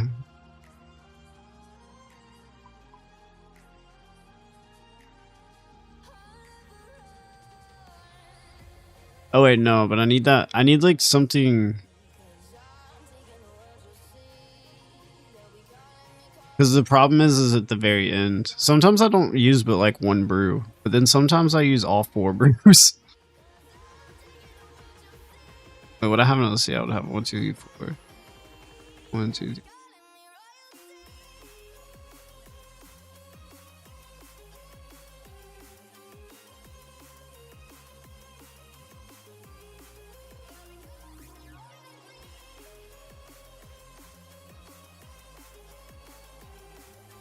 Do I need all the food? Yeah, I guess I could just buy a shark too. Wait, I'll just do that.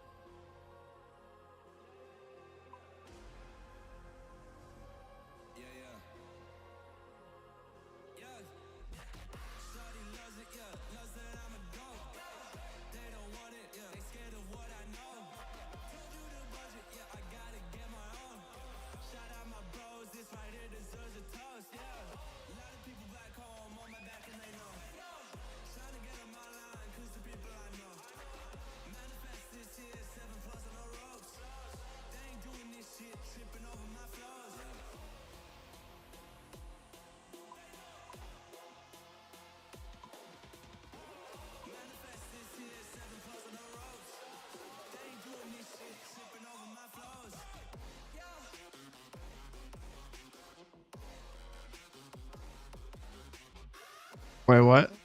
Am I freezing still? Hold on, I'm figuring stuff out.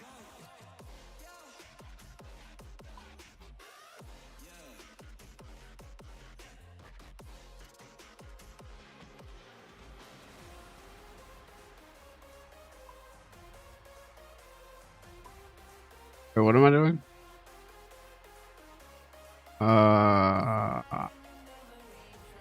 So no, sharing. Around. Oh. Oh wait, what am I doing?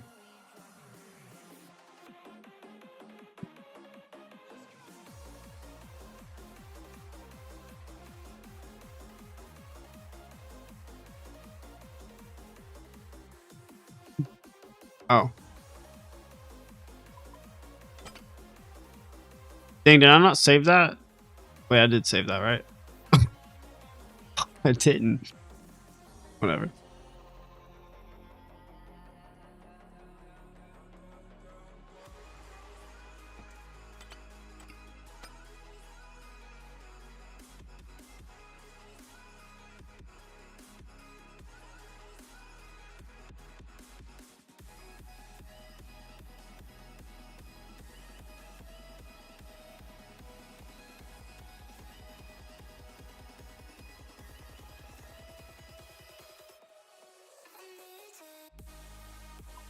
Wait.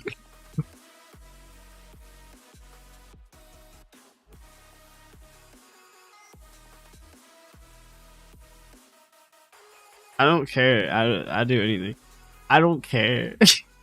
Bro, if you don't want to freeze, I don't give a shit. I freeze.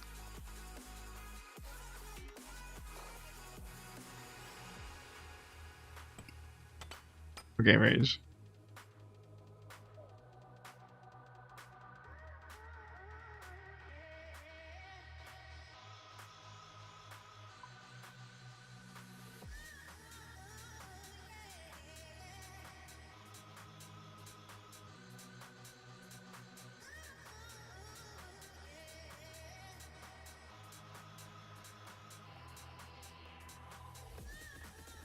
Ready.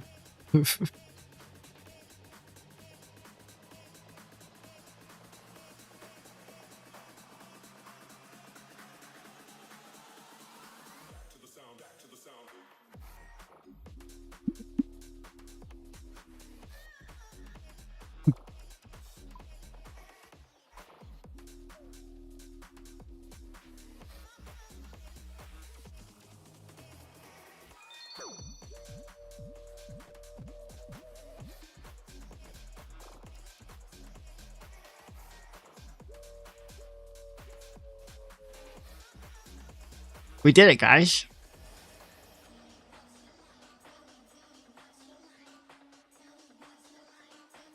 I think I switched my inventory like 4 different times. Then.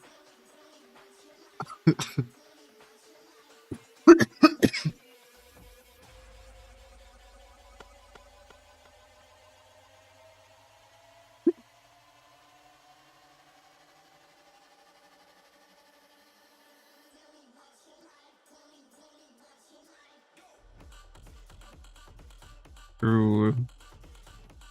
I've actually never used a regular salve in top. I don't even know how to get regular salves. Don't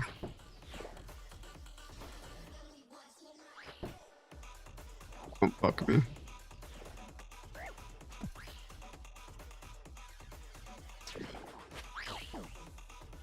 I didn't switch spellbooks. Fuck me.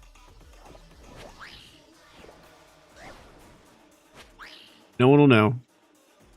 No one will know if I don't say anything. Except Alex. He'll know.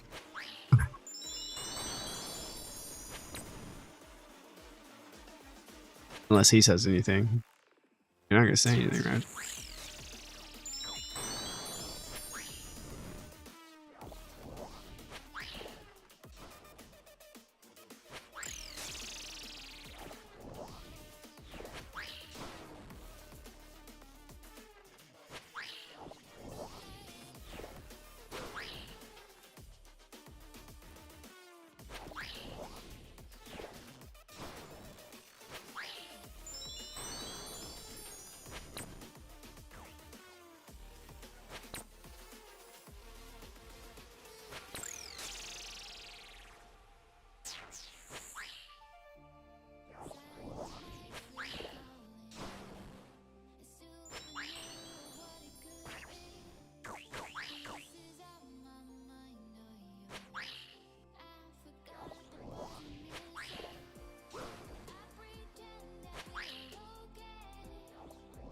Fuck.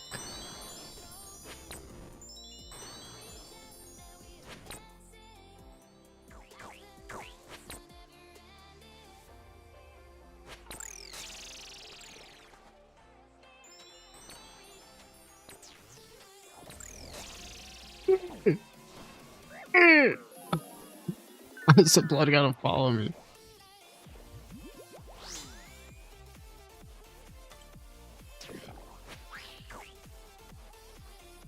Get away from me. Get away from me. Okay, I could have just stood still and it wouldn't hit me.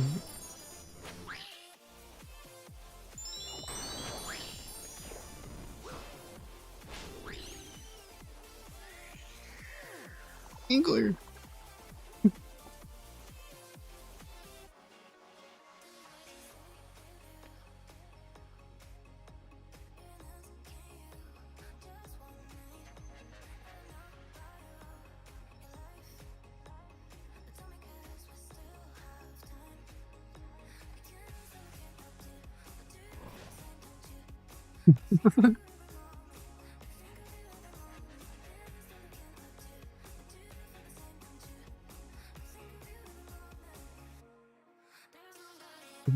I wonder what they I wonder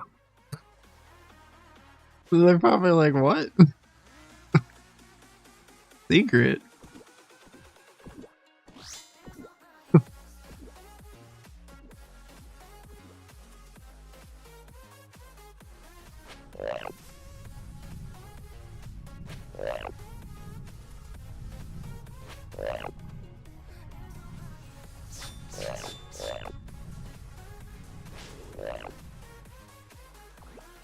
I didn't have enough spec to do what I wanted to do. Do it next time.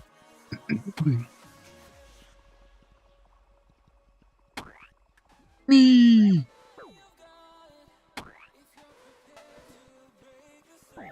Think you guys suck. Why y'all getting hit?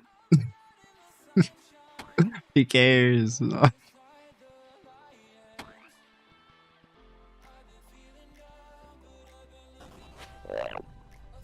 Little do you know, it was me all along.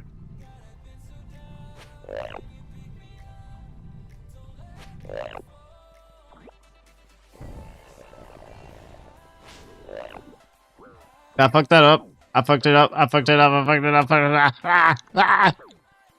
Ah! Ah! Oh, shit. I'm sorry. I tried something new. It didn't work. You know, we we all learn.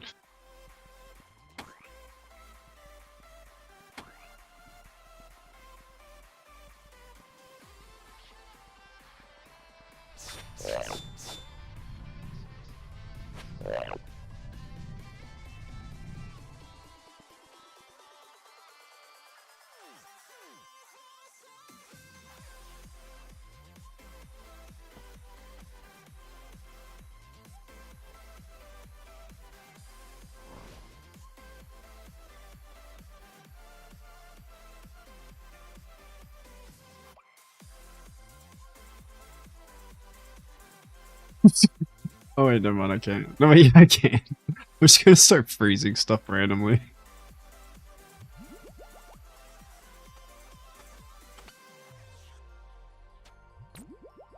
Like, where are those freezes coming from?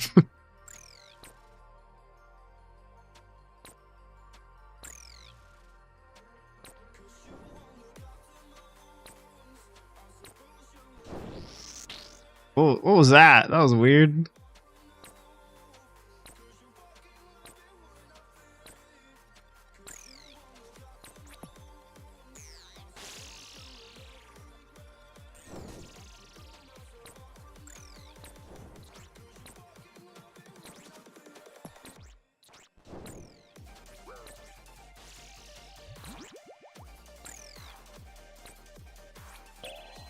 Okay, I'm getting a little I should start.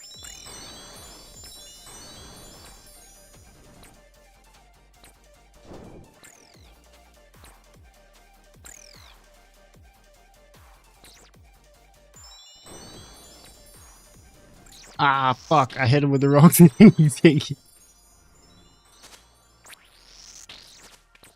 Got him.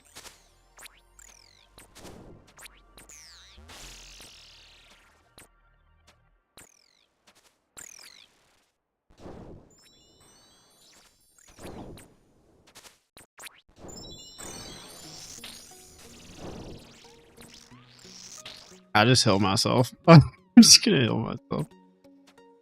Off of the little.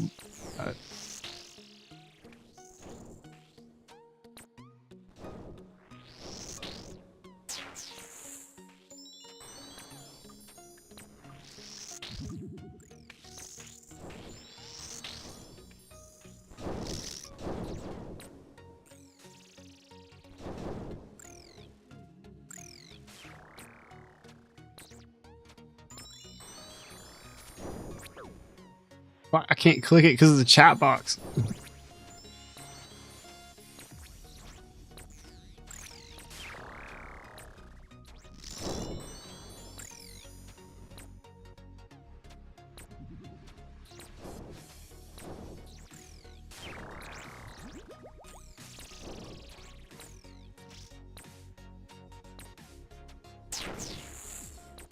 I just start throwing out freezes right now. Throwing out some freezes. Pew, pew.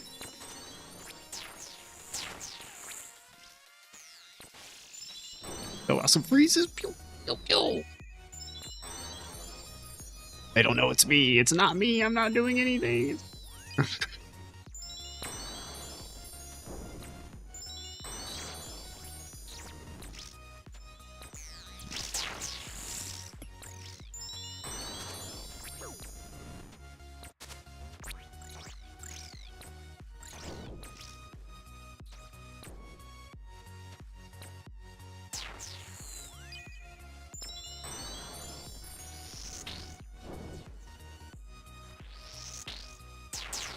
Look at me cast spells.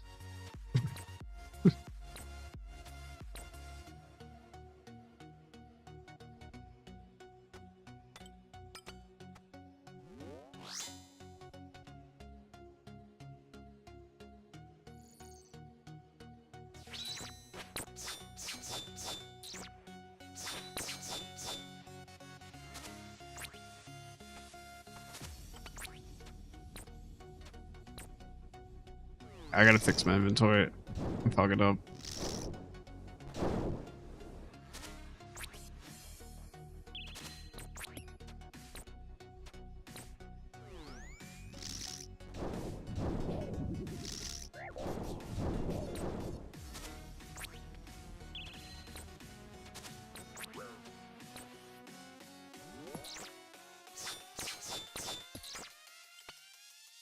Ah.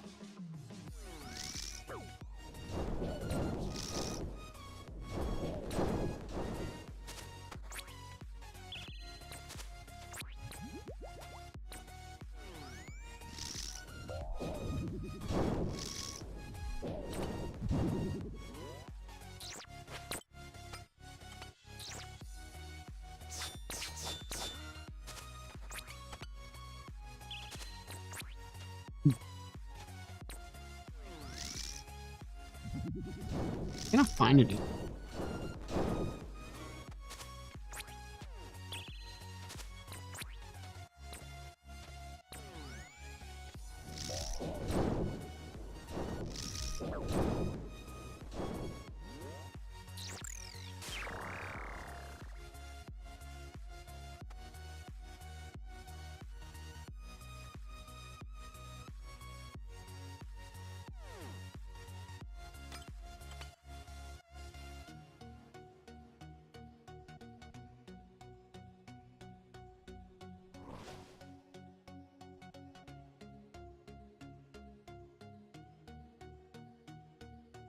Bro, I got a memory foam thing for my butt. Why does it hurt?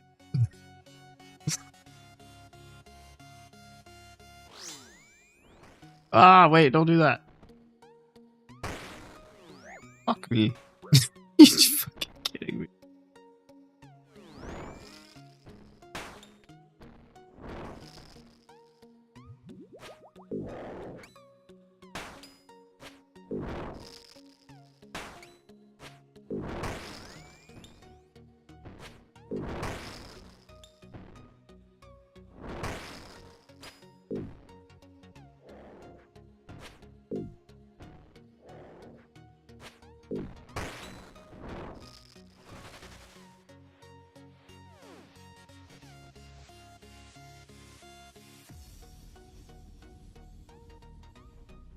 It's Alex.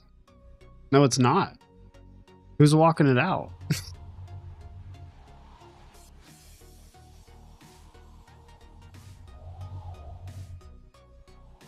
Who's walking it out if it's not Alex? Who could it be?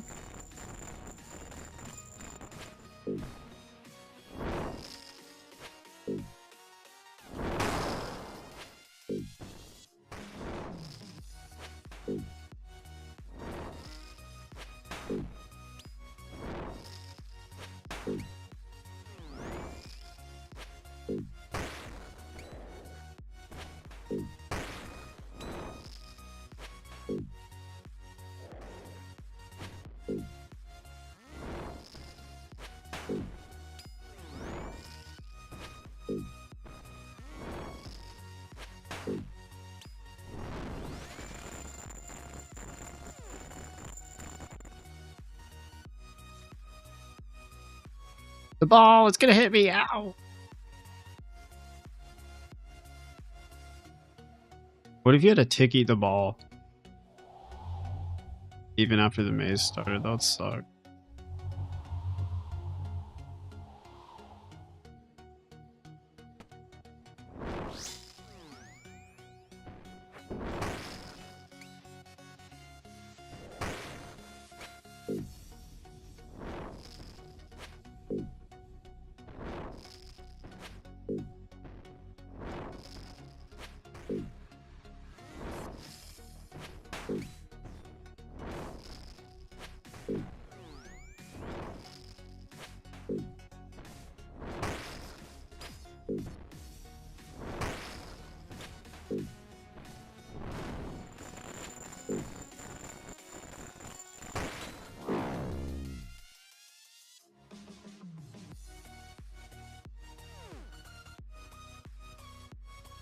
It's so cold in my room.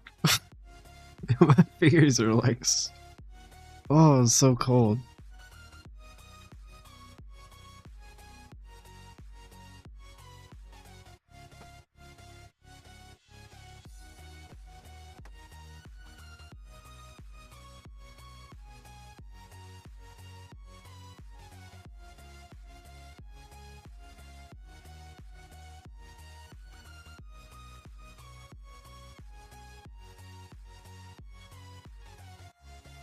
Yeah, that'll be good.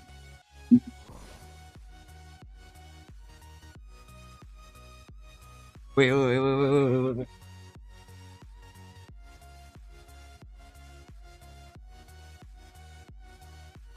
Okay. Okay.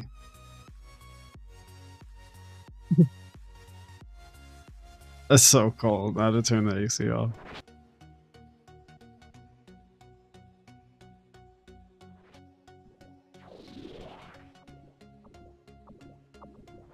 Nee.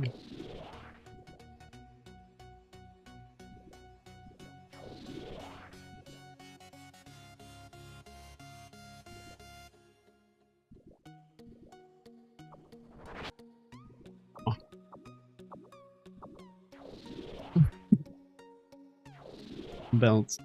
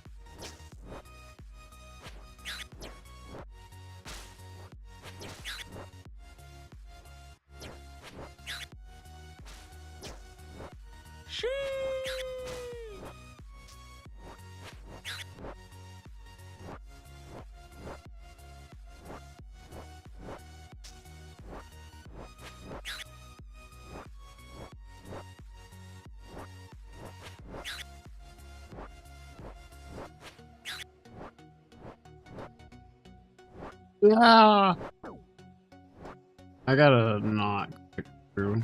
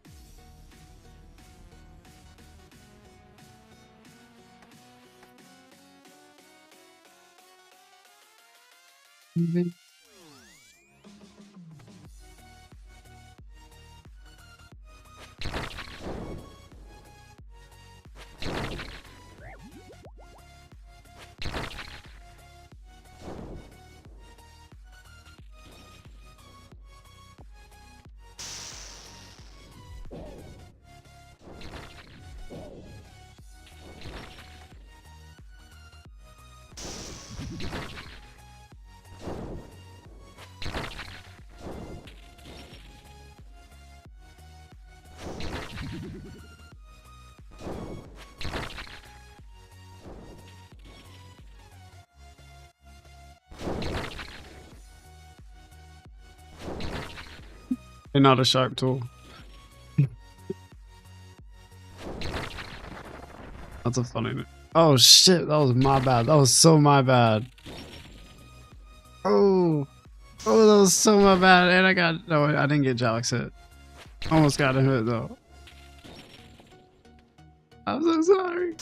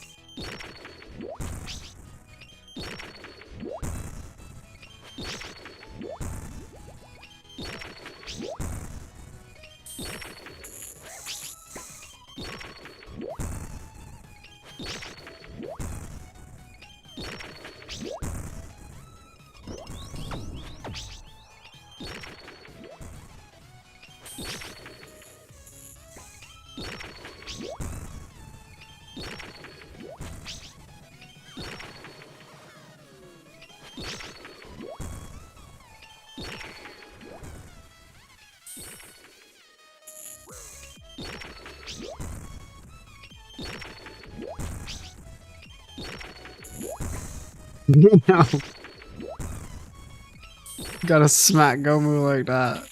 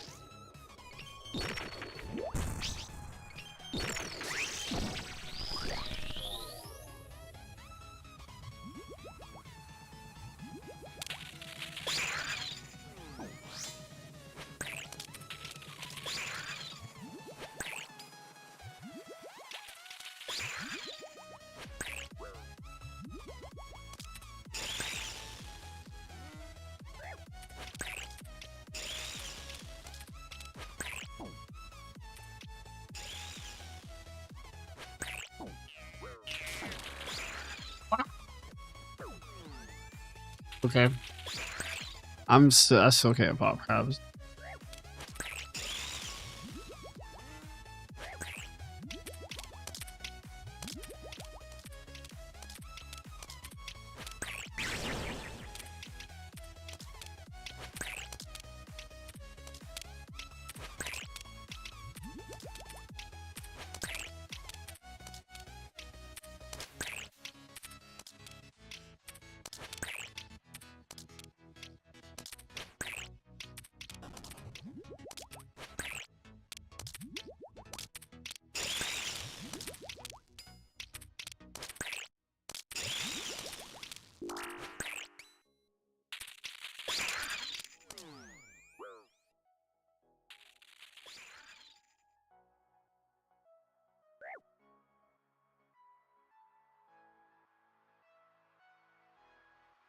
Click it.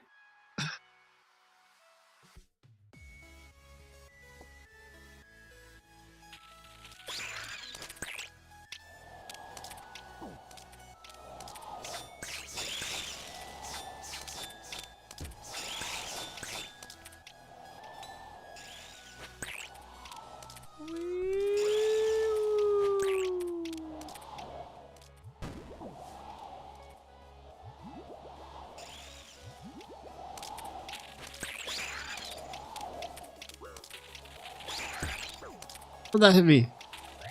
I'm gonna be mad if I die.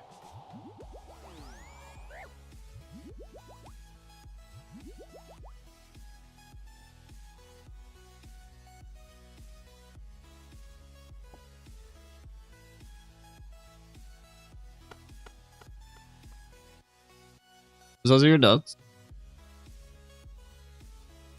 I was 0 deaths. We didn't get anything! Nothing! Okay.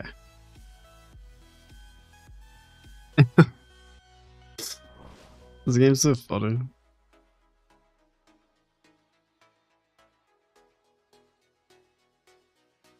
I get a purple on the one that I die like 2 times.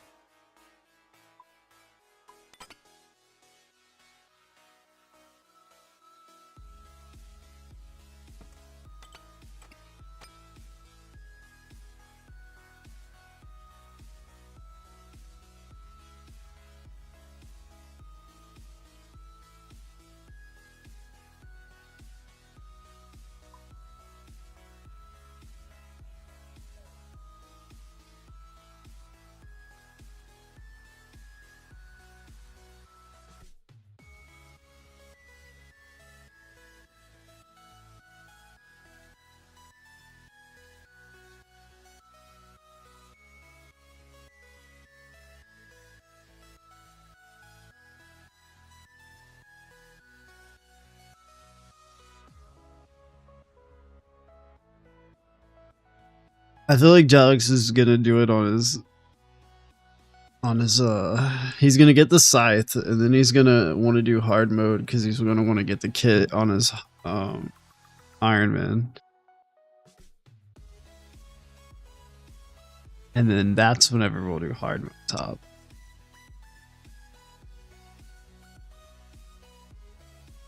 Oh yeah, so you just said it.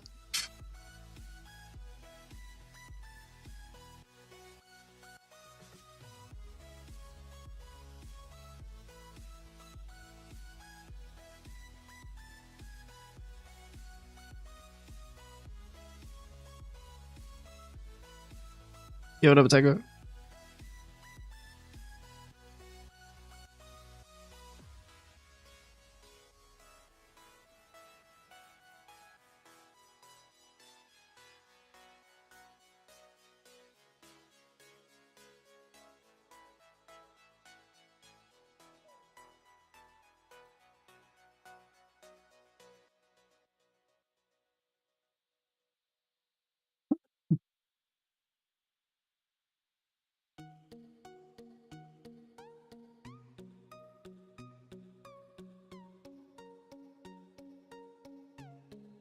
Like genuinely, I feel like whenever I get a kit, I'll be happy. I was gonna say I'll probably not do ToB, but then I was like, I'll do ToB because that's the only raid that's super fun to me.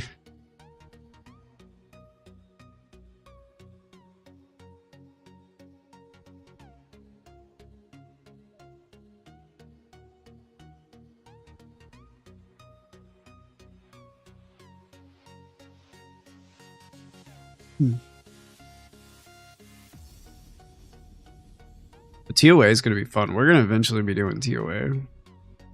It's going to be a fun time.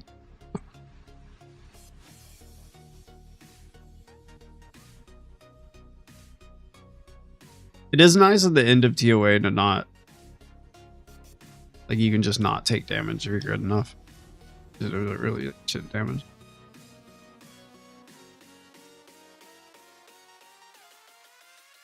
What time is it? 3?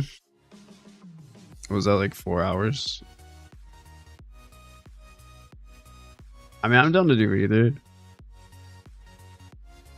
I'll probably do like another hour of nature and crafting or something and then take a nap. I took a nap at like 8 or like 4 or 5 hours ago.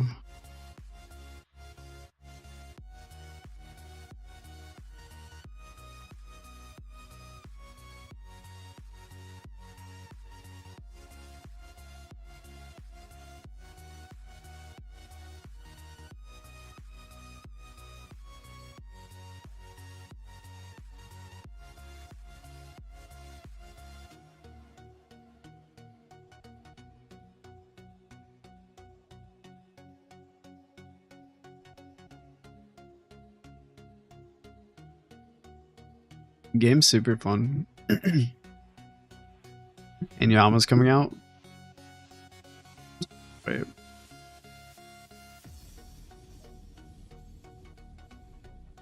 I'm gonna be mad if there's like a 6-hour update. It should be like 45 minutes.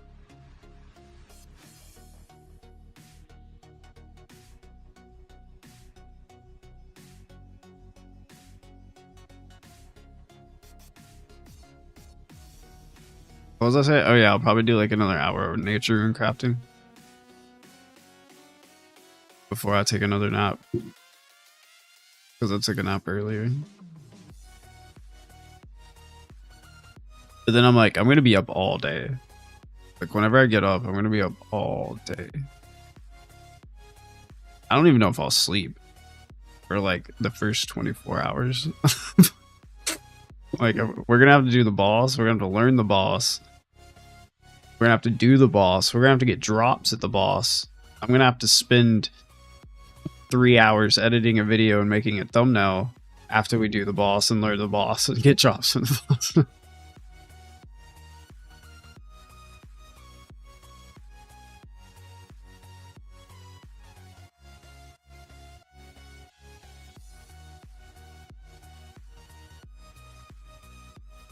It'll be fun.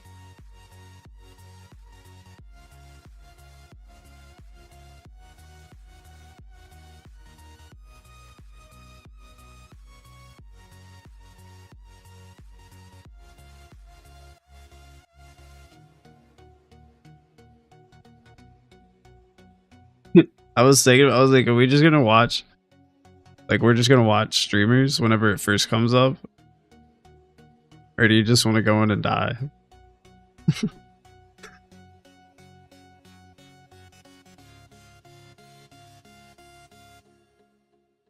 I can go in and die once. I don't even know what to use. Like, no one knows what to use.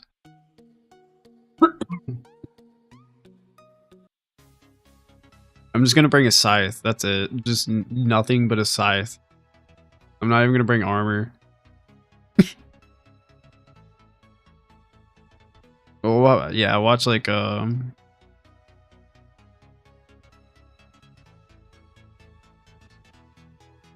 know King Condor's doing it. No Monkey's probably doing it.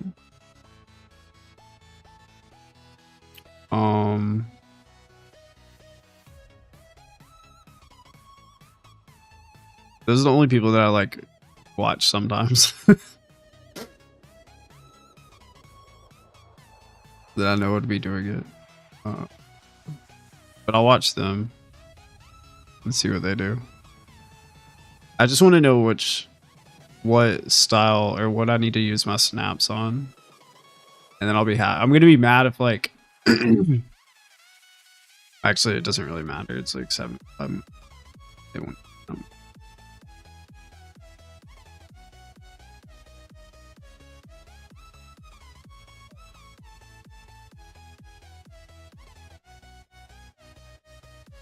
Who's that really good Iron Man? I wonder if he'll do it. Mutts or something. Yeah, Mutts. I wonder if he has a main, if he'll be doing it.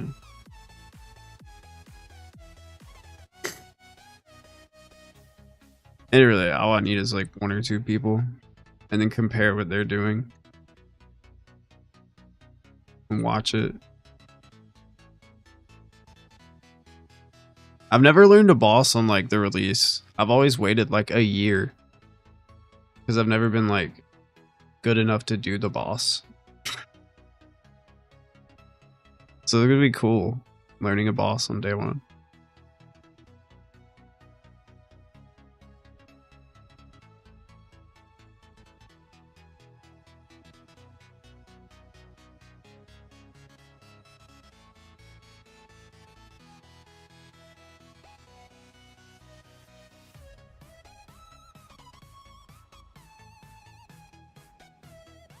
Are you going to sleep?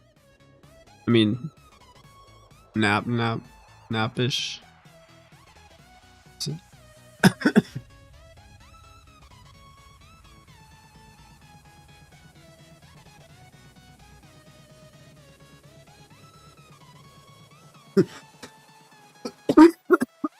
How many tops do I have until? I need 13 more tops for my video.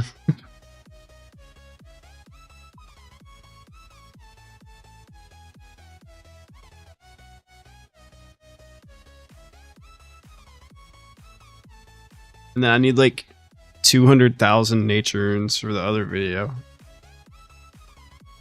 I'm like, neither one of those videos are gonna get done until after Yama videos.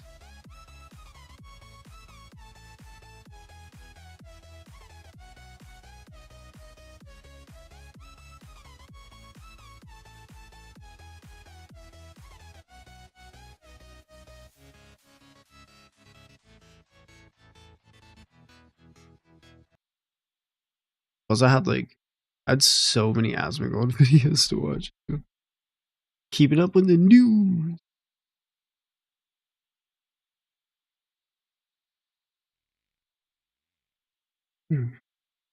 Yeah, I feel you.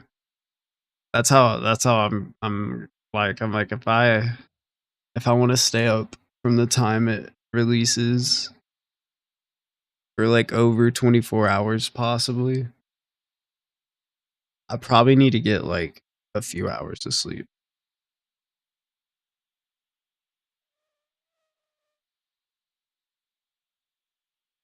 I'm gonna set so many alarms. And you can't do it off of like 2.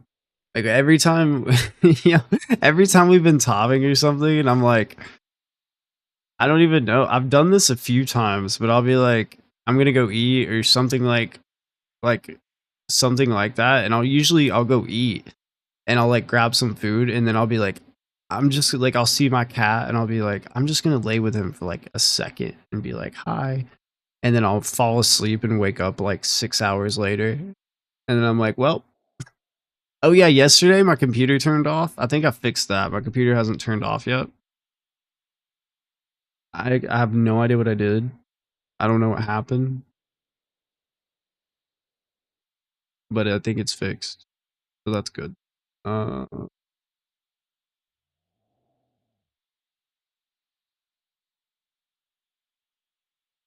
What did I do yet? Oh yeah, because it turned off and then I did some other stuff and it took me like forever to get back on yesterday. And then I was like, fuck it, I'll just go to bed.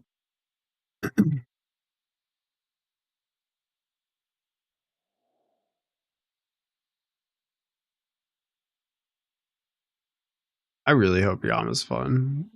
But I'm so excited for it to be like a duo boss. We're gonna be like doing cool things.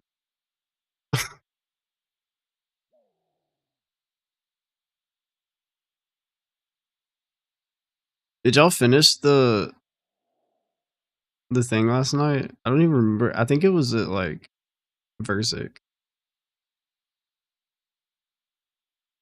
And I was in the middle of talking too. I was like, man, I'm doing this like this is really good or something like that. And then the computer turned off and I was like, no.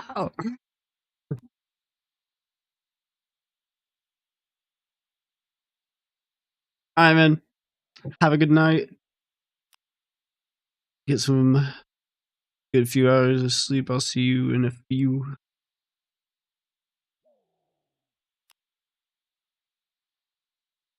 Oh, dope. I was really worried about that. I was like, fuck, dude. I was like, I almost ruined 2 raids because of that.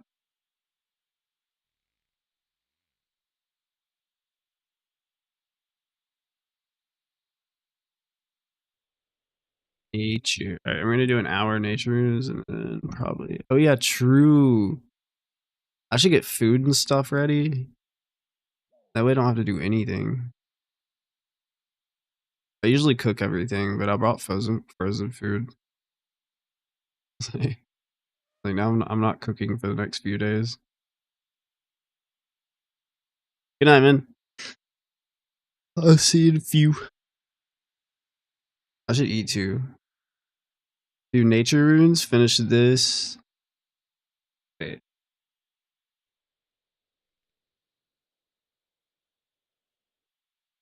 Nature runes, finish this, and Maybe like the chicken sandwich. calm. Our task is to unify against the few agents of chaos and terror that are left. We're gonna rewind it a few minutes. That way I don't miss anything. I'll be back in just a second. Long-standing Gulf partners, and I can say partners worldwide. One of our great partners, no matter who we look to, and we have great partners in the world. Yeah. But we have none stronger and nobody like the gentleman that's right before me. He's your greatest representative. Greatest representative. There he is. And if I didn't like him, I'd get out of here so fast. You know that, don't you? He knows me well. I do. My favorite thing about MBS is that when somebody interviewed him and asked him about, what do you think about the accusations of sports washing? He said, if sports washing makes our GDP go up by 5%, we're going to keep sports washing. And I was like, okay. Yeah, all right. Yeah, true. Like, duh. Him a lot. Yeah. I like him too much. I remember That's that why one? we Yeah, it give was a so good one. much. You know? Too much. I like you too much. When you put it like that, Great yeah, guy. exactly. They lifted sanctions on Iran in exchange for getting nothing and sent the regime tens of billions of dollars. It's weird that he throws shade in speeches to world leaders. It makes sense when he's in the U.S., but this setting is just weird. No, I think this is. I guarantee you that. I bet a lot of the guys there love this shit. I bet they absolutely fucking love it. To fund terror and death all over the world, and they laughed at him. They laughed at our leader, and they're still laughing at our leader. They thought him a fool, and they made nothing but trouble ever since, including the funding of October 7th, one of the worst days ever in the history of the Middle East. Horrible day. Biden removed the Houthis from the list of foreign terrorist organizations, even while missiles and drones were being launched right here at your beautiful city of Riyadh and launched at ships if they happened to be sailing in the wrong So the Houthis were attacking Saudi Arabia too? Wait, is this true? Yes? These guys are trying to blow up the video game city? What the fuck? location. What the fuck? Are you The Biden kidding me? administration's extreme weakness and gross incompetence derailed progress toward peace, destabilized the region, and put at risk everything we had worked so hard to build together. And when you think of the great achievements that you've made to do it in light of a pretty hostile administration, an administration that was not a believer, it makes your achievements even greater. Makes them even greater, you know that. But in a few short months since taking office, we have achieved the swift return of American strength at home and abroad, now working with the vast majority of people in this region who seek stability and calm. Our task is to unify against the few agents of chaos and terror that are left and that are holding hostage the dreams. Isn't it crazy that, like, whenever we were talking about going to the Middle East, we were like, this would be a really cool idea. And then all of this shit has happened since then.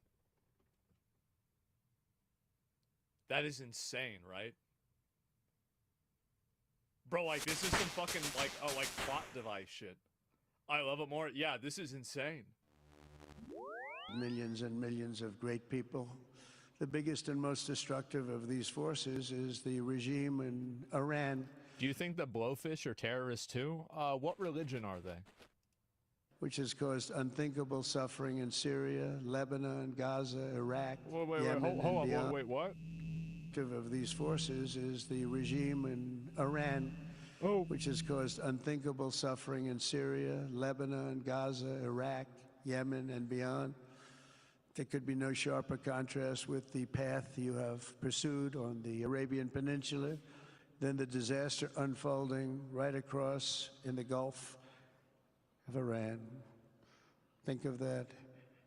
They wanted to name it that. I said, they're not going to let them do that. Do you mind if I stop that? I stopped it. We're not going to let that happen. Stop it. While you have been I said that's a dumb name. skyscrapers in Jeddah and Dubai, Tehran's 1979 landmarks are collapsing into rubble and dust. They had it going for a little while under a much different system, but those buildings are largely That's when I had to take over. falling apart, falling down, while you're building some of the world's biggest and most incredible So is he just like, is this the play where it's basically like, okay, all of the problems come, remember I say like all the problems come from two groups of people? All of the problems come from two countries, Iran and Israel. So let's just go ahead and get together with everybody else and just get rid of them and not even think about this, and everybody else is going to be fine. Like, is that really what's going to happen? Because I feel like that's what's happening here. Like, that's it. Israel isn't a problem, though. Well, it is for them. Structure, projects, buildings, all sorts of things you're building that nobody's ever even seen before. Iran's decades of neglect and mismanagement. The reason have left why I'm very much against Israel is that I think our politicians are compromised by Israel, and I think that the way that Israel exercises political power in the United States is antithetical to our system, and it co-opts the American government in a way that's not beneficial for America. That's the reason why I'm against Israel. I think that there's, I mean, sure, a lot of the Israeli people are probably great people. They're nice people. I think I have nothing against them. But the way that they operate and the way that they subvert our government, at least, and this is, again, this is my, like, I'm not an expert, right? I can't know what's happening behind closed doors. By the way, none of these other commentators do either. They don't know either. But this is the way it seems like to me. That's the reason why I'm against them. And I'm not even really necessarily against them. I'm just not actively for them. You see what I'm saying? Like, that's the main reason why. It doesn't have anything to do with, like, who's right between Israel and Palestine, or, like, you know, whose religion is closer to Christianity. Like, that's all bullshit to me. Like, I think that they co-opt, they compromise, and they take advantage of our government and our political process to create a situation that's beneficial first and foremost for them. the country That's the way I plagued by feel about rolling it. blackouts That's the lasting reason. for hours a day. All the time you hear about it. While your skill has turned dry deserts into fertile farmland, Iran's leaders have managed to turn green farmland into dry deserts as their corrupt water mafia, it's called it the water mafia, causes droughts and empty riverbeds. They get rich, but they don't let the people have If you any could, of wouldn't it. you? And I then, of don't course, blame Israel for doing it. I blame the politicians for letting it happen. Like, I never blame people. And I feel like, I mean, I guarantee you a lot of the guys, like Trump probably feels the same way. Like, I bet MBS even understands this. Like, everybody understands why they're doing it. They know why they're doing it. The problem is that people take the bait. That's the real issue. Of course, there's the key difference at the root of it all. While the Arab states have focused on becoming pillars of regional stability and world commerce, Iran's leaders have focused on stealing their people's wealth to fund terror and bloodshed abroad. Most tragic of all, they have dragged down an entire region with them. Countless lives were lost in the Iranian effort to maintain a crumbling regime in Syria. Look at what happened with Syria. In Lebanon, their Hezbollah proxies have pillaged the hopes of a nation whose capital, Beirut, was once called the Paris of the Middle East. Can you imagine? All of this I didn't even misery know that. and so much more was entirely avoidable, absolutely avoidable. And Mohammed knew that. He knew that. Smart people knew that.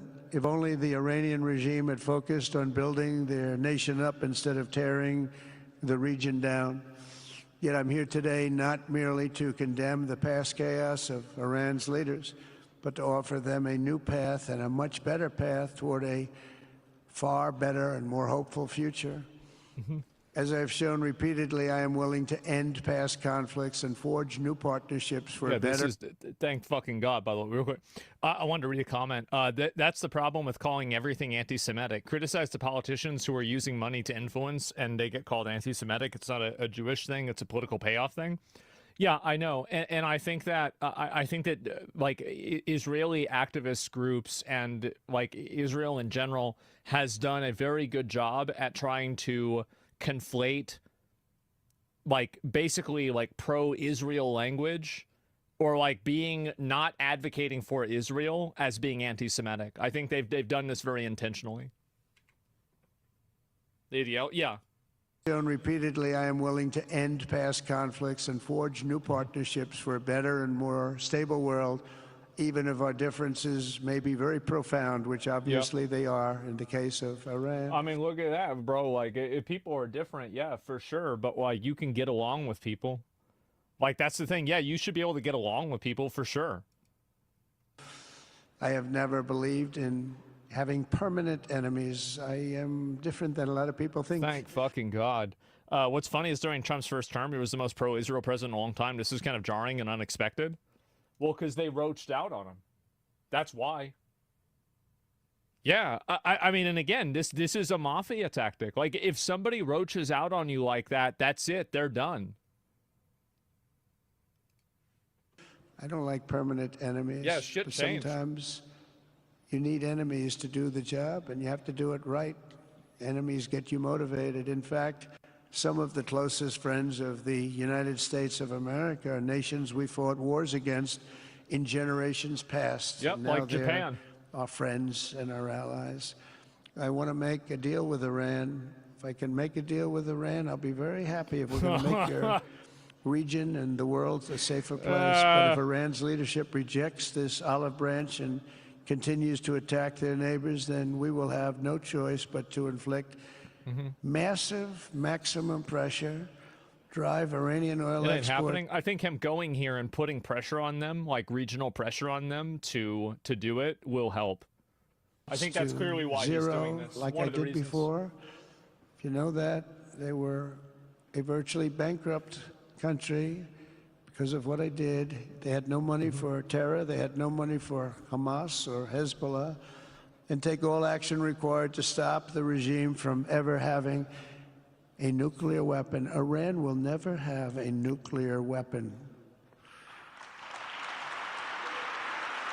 Great, he's getting them to clap for that.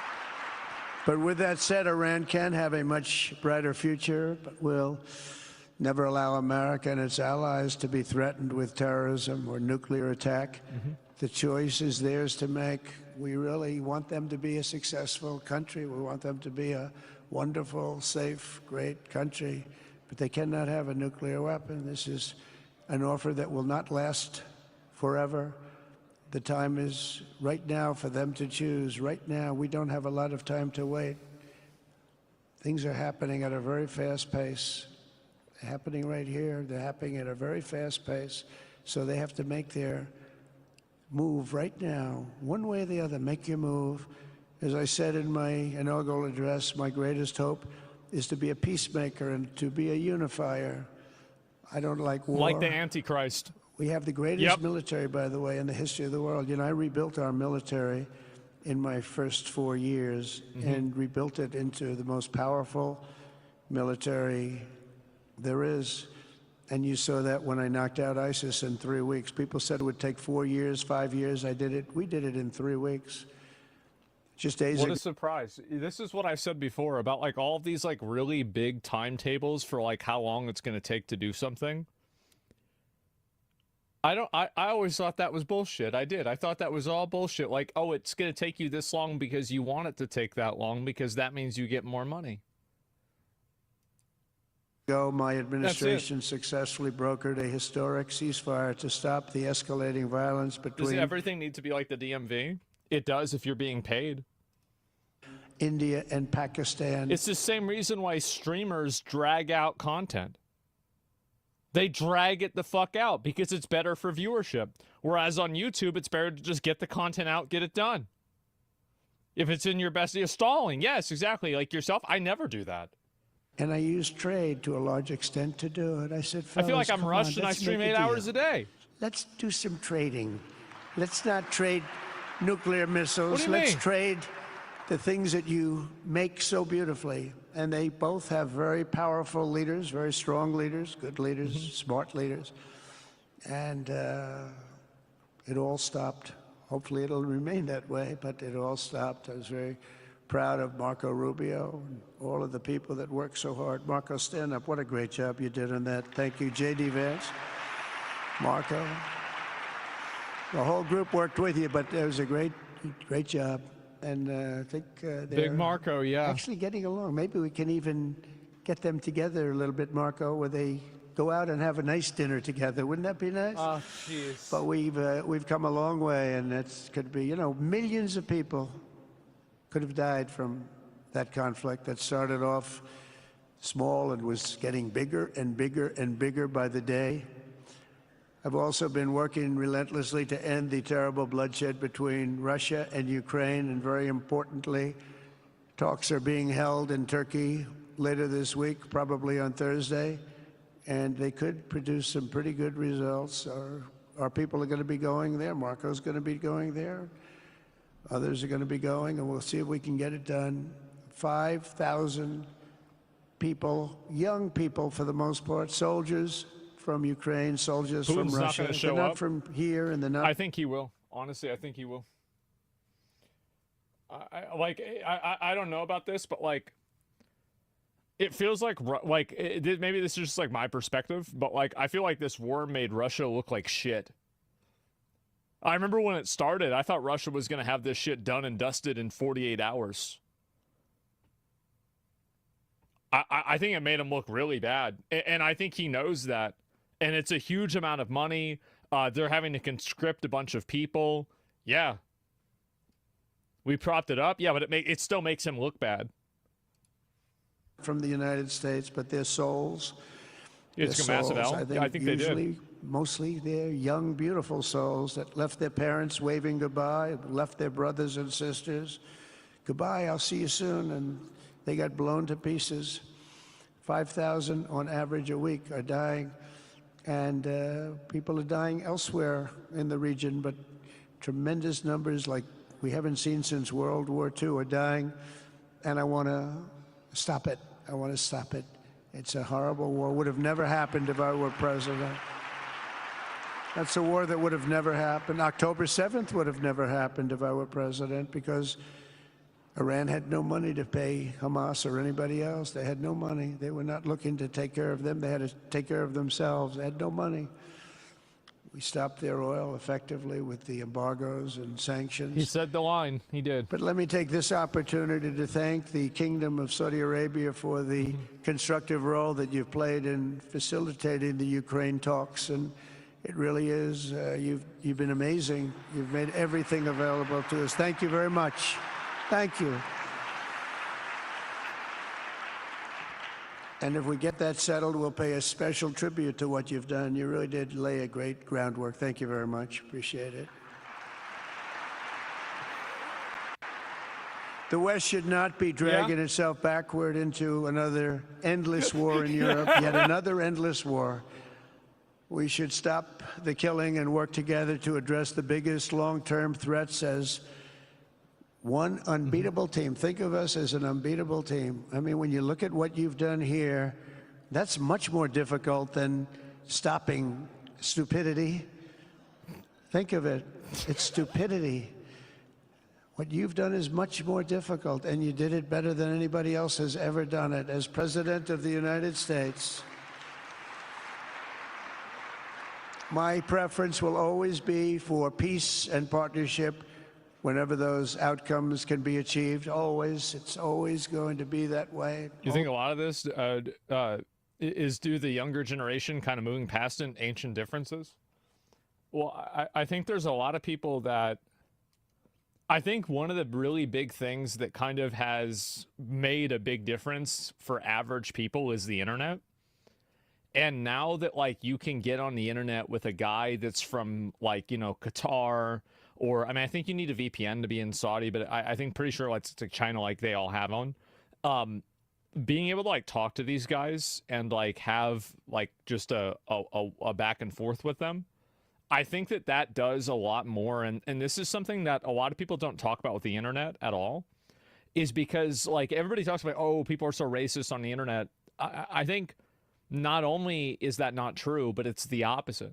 I think that the internet has broken down more cultural and xenophobic barriers than any other singular force in history. Because now you can have a direct personal conversation with a person that lives anywhere in the world, assuming that you speak the same language. And even that nowadays is becoming less relevant with translation tools. And so you have people that are like, yeah, well, I mean, if this place is so bad, then why do I know 3 guys that live there and they're good guys? And I think that the more that you have those relationships happen, and I think those relationships, by the way, are happening more than the negative experiences at a probably like 100-to-1 ratio, right?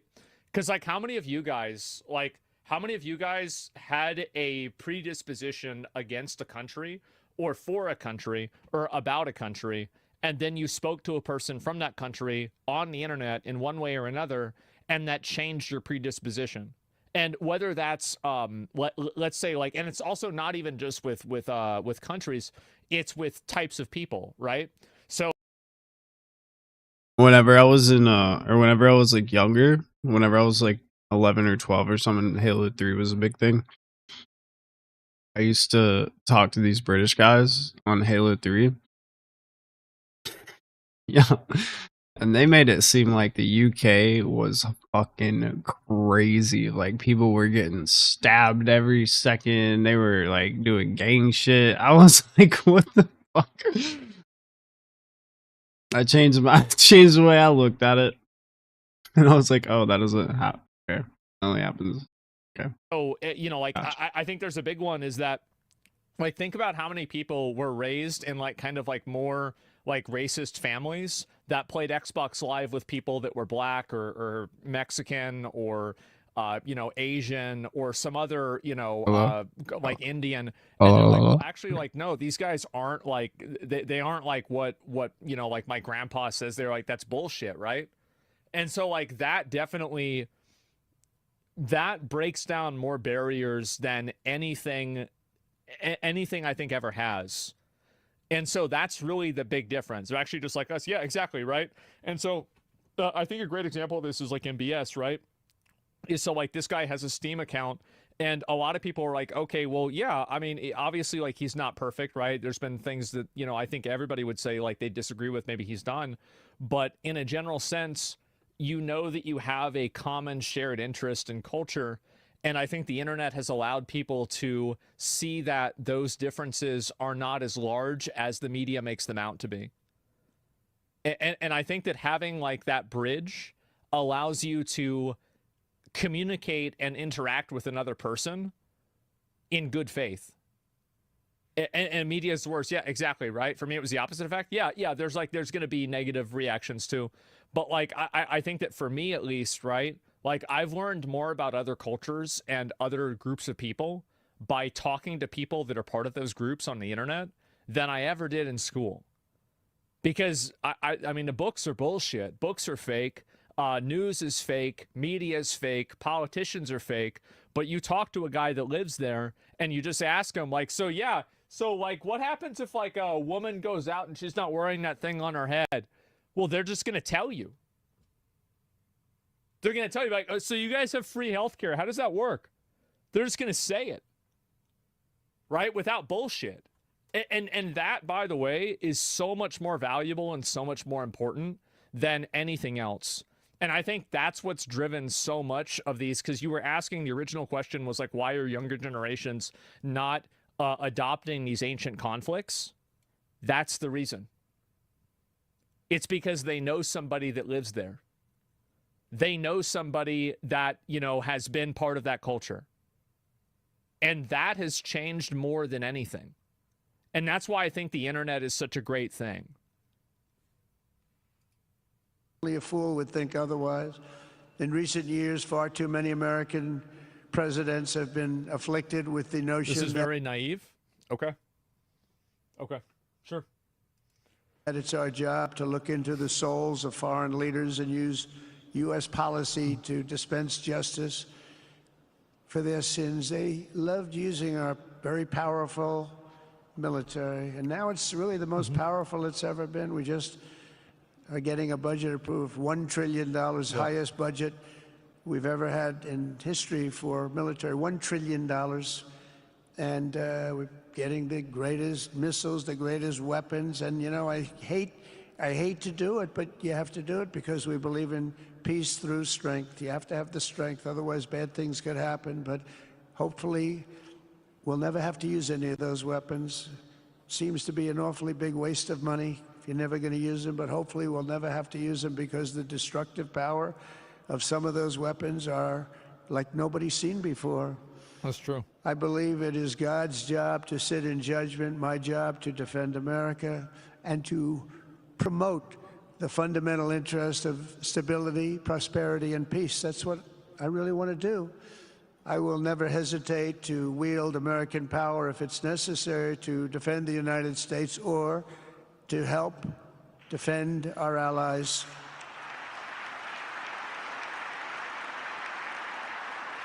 Man. And there will be no mercy for any foe who tries to do us or them harm. We will have no mercy. They understand that. Oh, That's shit. why I've been We got you, homie. pretty lucky. Yeah. A lot of people think, you know, he's looking to fight. He's So looking Israel's to no fight, longer and allied? things get settled. It's an amazing thing when they really think you It's mean the way it is. But we do. We have the greatest military, the strongest military, stronger than any. Nobody's even close. We have the best weapons in the world, but we don't want to use them. If you threaten America or our partners, however, then you'll be faced with overwhelming strength and devastating force. We have things that you don't even know about, you don't hear about, and if you did, you'd say, wow. In recent weeks following repeated attacks Although he says stuff. If you did, you'd say wow. If you did, you'd say wow. on American ships and freedom, things that you don't even know Even if you did, you say wow. about, you don't hear about, and if you did, you'd You'd say, say wow. wow. If you did, you'd say wow. Wow. Wow. In recent weeks following repeated That's attacks crazy. on American ships and freedom of navigation in the Red Sea, the United States military launched more than 1,100 strikes on the Houthis in Yemen. Uh-oh. As a result, the Houthis agreed to stop. They said, we don't want this anymore. You're blowing It's them the up. first time you've heard that from them, too. They're tough. They're fighters. But just days Yeah. ago, we were I asked mean, to like, you gotta have some balls to go up against, like, you going up against satellites, nuclear bombs, aircraft carriers, and all you have is a flying lawnmower and an AK-47? Man. Like, that, you got some balls to do that shit, yeah. Balls or lack of brains? Who knows? cease targeting commercial. They were not going to be targeting commercial ships in any way, shape, or form, or anything Minus- American. Minus 2 jets, though? Yeah, we lost 2 jets. And my understanding is that the reason why we lost those jets is because the guys that were running them were fucking morons. Like, one jet just, like, fell off the aircraft carrier or something like that, right? Just fell off? Wow. Oh, shit. No, could you imagine? Like, fuck. Being the guy who, like, missed something and, like, made it fall off. There goes a jet. There goes $1 million. Not funny. Shut up. It's my money. I guarantee I'm probably paying more tax money for these jets to go into the water. It's my right to laugh at this, okay? As was fate for one jet. It's my money. It's my money going into We water. stopped, but we had 52 days of thunder and lightning. like they've never seen before. This was a swift, ferocious, decisive, and extremely successful use of military force. Not that we wanted to do it, but they were shooting down ships. They were shooting at you. Yeah. They were shooting at Saudi Arabia. They're fucking assholes. They're fucking asshole terrorists. What do you mean? Of course we had to do it. Yeah. I don't want them shooting at Saudi Arabia if that's okay. So we hit them hard. We got what we came for, and then we got out. Since January 20th, the U.S. military has terminated 83 terrorist leaders operating across Iraq, Syria, and Somalia, including ISIS's #2 global leader. You read about that just recently. With the help of Pakistan, we apprehended the ISIS terrorists responsible for the attack on 13 American service Pakistan members at Abbey Gate, that horrible, horrible disaster during the This is getting confusing. Afghanistan withdrawal. You know, that's another thing that we don't even think about so much gave 'em anymore. out? 13 Yeah. died, but 42 were horribly wounded. But hundreds of people died overall, because I count the people on the other side. Hundreds of people just grossly incompetent. It's probably why Putin decided to go into Ukraine, something he never would have done if I were president. But we wouldn't have had the problems of October 7th if I were president. We second wouldn't have time. had Ukraine, Russia if I were president. Yeah. We wouldn't have had Abbey Gate, because there wouldn't have been any reason we were getting out, but we were getting out with dignity and with strength and power. Oh, But the way they got out Afghanistan. was not good. I think it was the most embarrassing moment in the history of our country. And we've been working tirelessly to bring back all hostages held by Hamas. We brought back a lot already, but we're bringing back more. This weekend, we successfully negotiated the release of the last American hostage. I wonder if he's going to mention that if it was without Israel.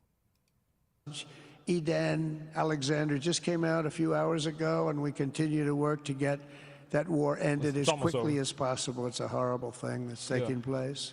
They're All releasing civilized yesterday, yeah. people must condemn the October 7th atrocities against Israel, which would never have happened again if you had probably a different president, but definitely if you times. had me as president. The people of Gaza times. deserve a much better future, but that will Yeah.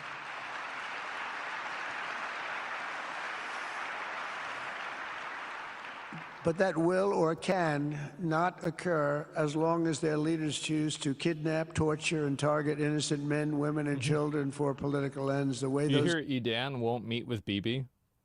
Remind me about that after I finish this. I really want to see that. people are treated in I Gaza. have to see There's that. not a place in the world where people are treated so badly. It's horrible. After years of suffering, two of the nations most ravaged by terror are finally beginning to end their long nightmares under the new generation of leaders. In Lebanon, where a friend of mine has just become the ambassador. He's going to be great. I said, you know, that could be a very dangerous job. He said, I was born there. I'm Lebanese. I love that country. I said, but it's very dangerous. You know, this is a friend of mine from New York. I said, but it's very dangerous. Are you sure you want to do it? I never thought of him as being a warrior, but he is a warrior. He loves his Here we country. go. He said, if I'm injured or die, I'm dying for a country that I love. He grew up there. It's Damn. horrible what's happened in Lebanon, but you have a great ambassador. I can don't know tell what's you that. happening In over there, but Lebanon, that's great. which has been endlessly victimized Yeah. by Hezbollah and The fuck? their sponsor, Iran. A new president and prime minister brought the first real chance in decades for a more productive partnership with the United States, and we're going to work with their new ambassador and everybody else, Marco, and we're going to see if we can really help them out and let them get over that very high grid that they're going to have to get over.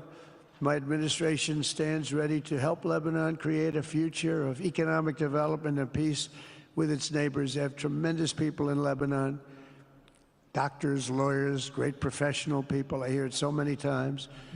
Likewise, in Syria, which has seen so much is this gonna misery be and it? death, there is a new government that will hopefully Thanks for the 69 gifted subs, Ace. Thanks. So this could be it right here. succeed in stabilizing the country and keeping peace. That's what we want to see in Syria. They've had their share of travesty war, killing many years.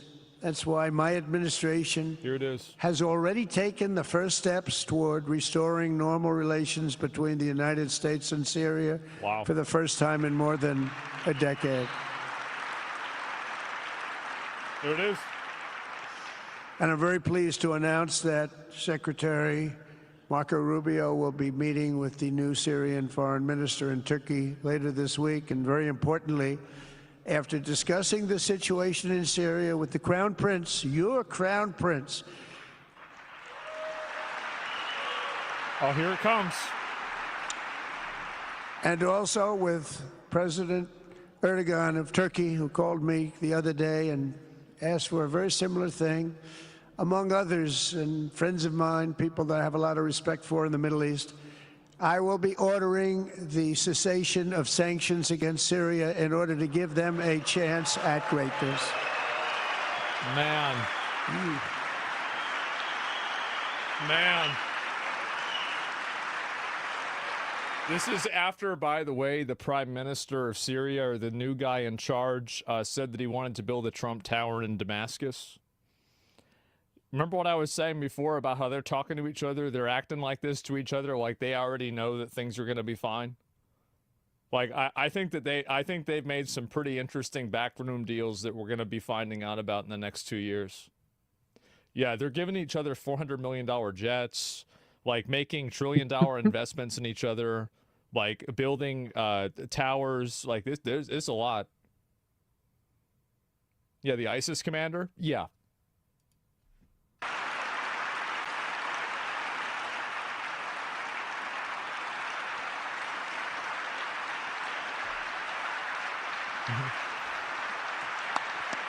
Ex-ISIS commander? Yeah. Not anymore.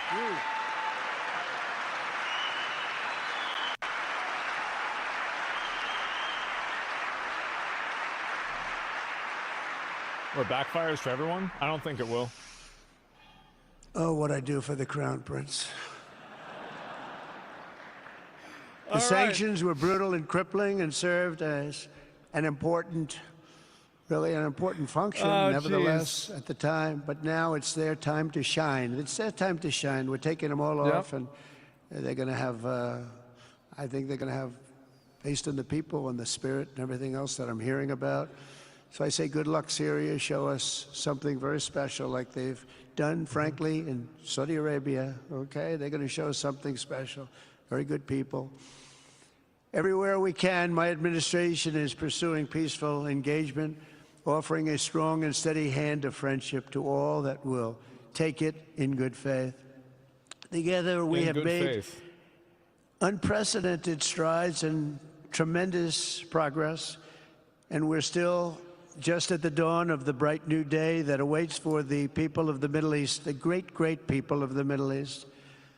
If the responsible nations of this region seize this moment, put aside your differences and focus on the interests that unite you, then all of humanity will soon be amazed at what they will see right here in this geographic center of the world. It really is. It's like a center of the world. And the like on spiritual the globe, heart yeah, it usually of is in its the middle. That's greatest true. faiths. Yeah. For the first time in 1,000 years, the world will look at this region not as a place of turmoil and strife and war and death, It's the middle, but as a land of opportunity and hope, just like you've done right here, a cultural and commercial Never thought about that name. Of the planet.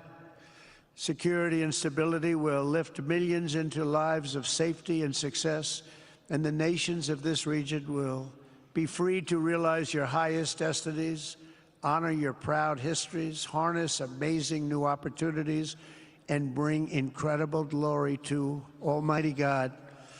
People will come from all over the globe to be inspired by the cities you build, the businesses you create, the technologies you invent, and the beauty, talent, and potential you unleash right in the hearts of your citizens.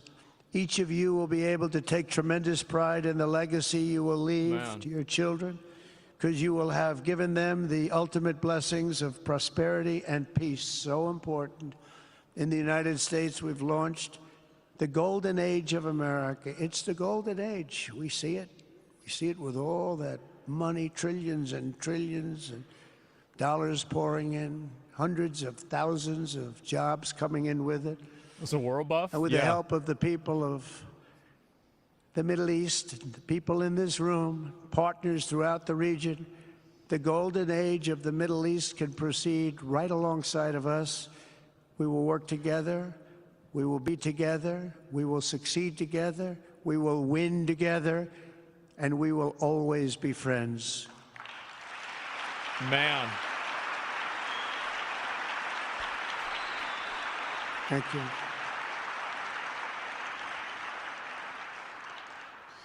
So, Mohammed, I want to thank you again very much for having me. And as a representative of what I think is the greatest nation in the world, we are with you all the way, and you have a tremendous future. Thank you very much. And please pay my respects to your father. Thank you very much. Thank you. No. No. No. Oh my God. Absolute fucking cinema. Please just what I think to your father.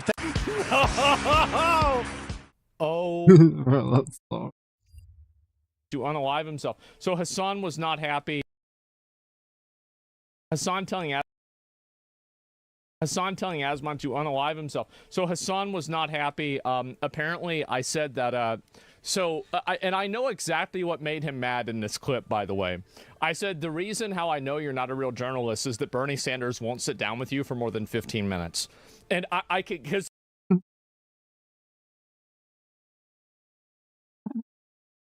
Damn. like he's a Bernie simp, and so am I to an extent, right?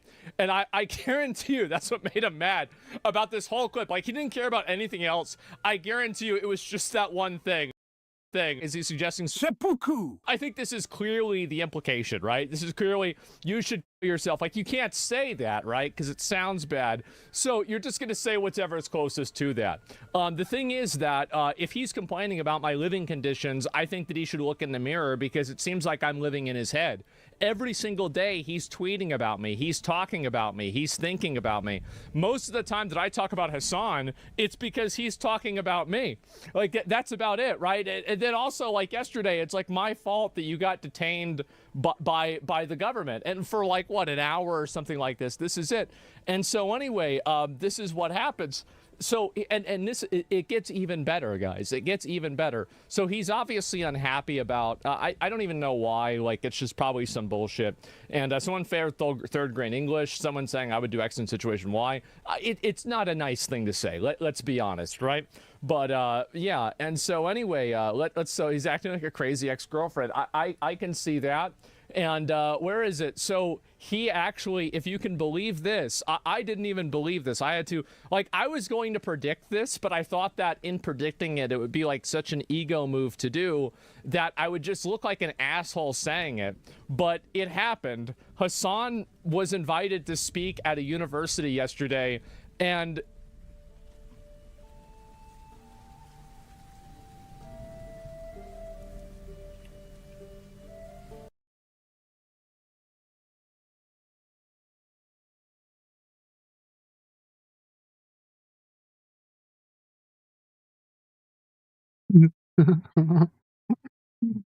can you believe that?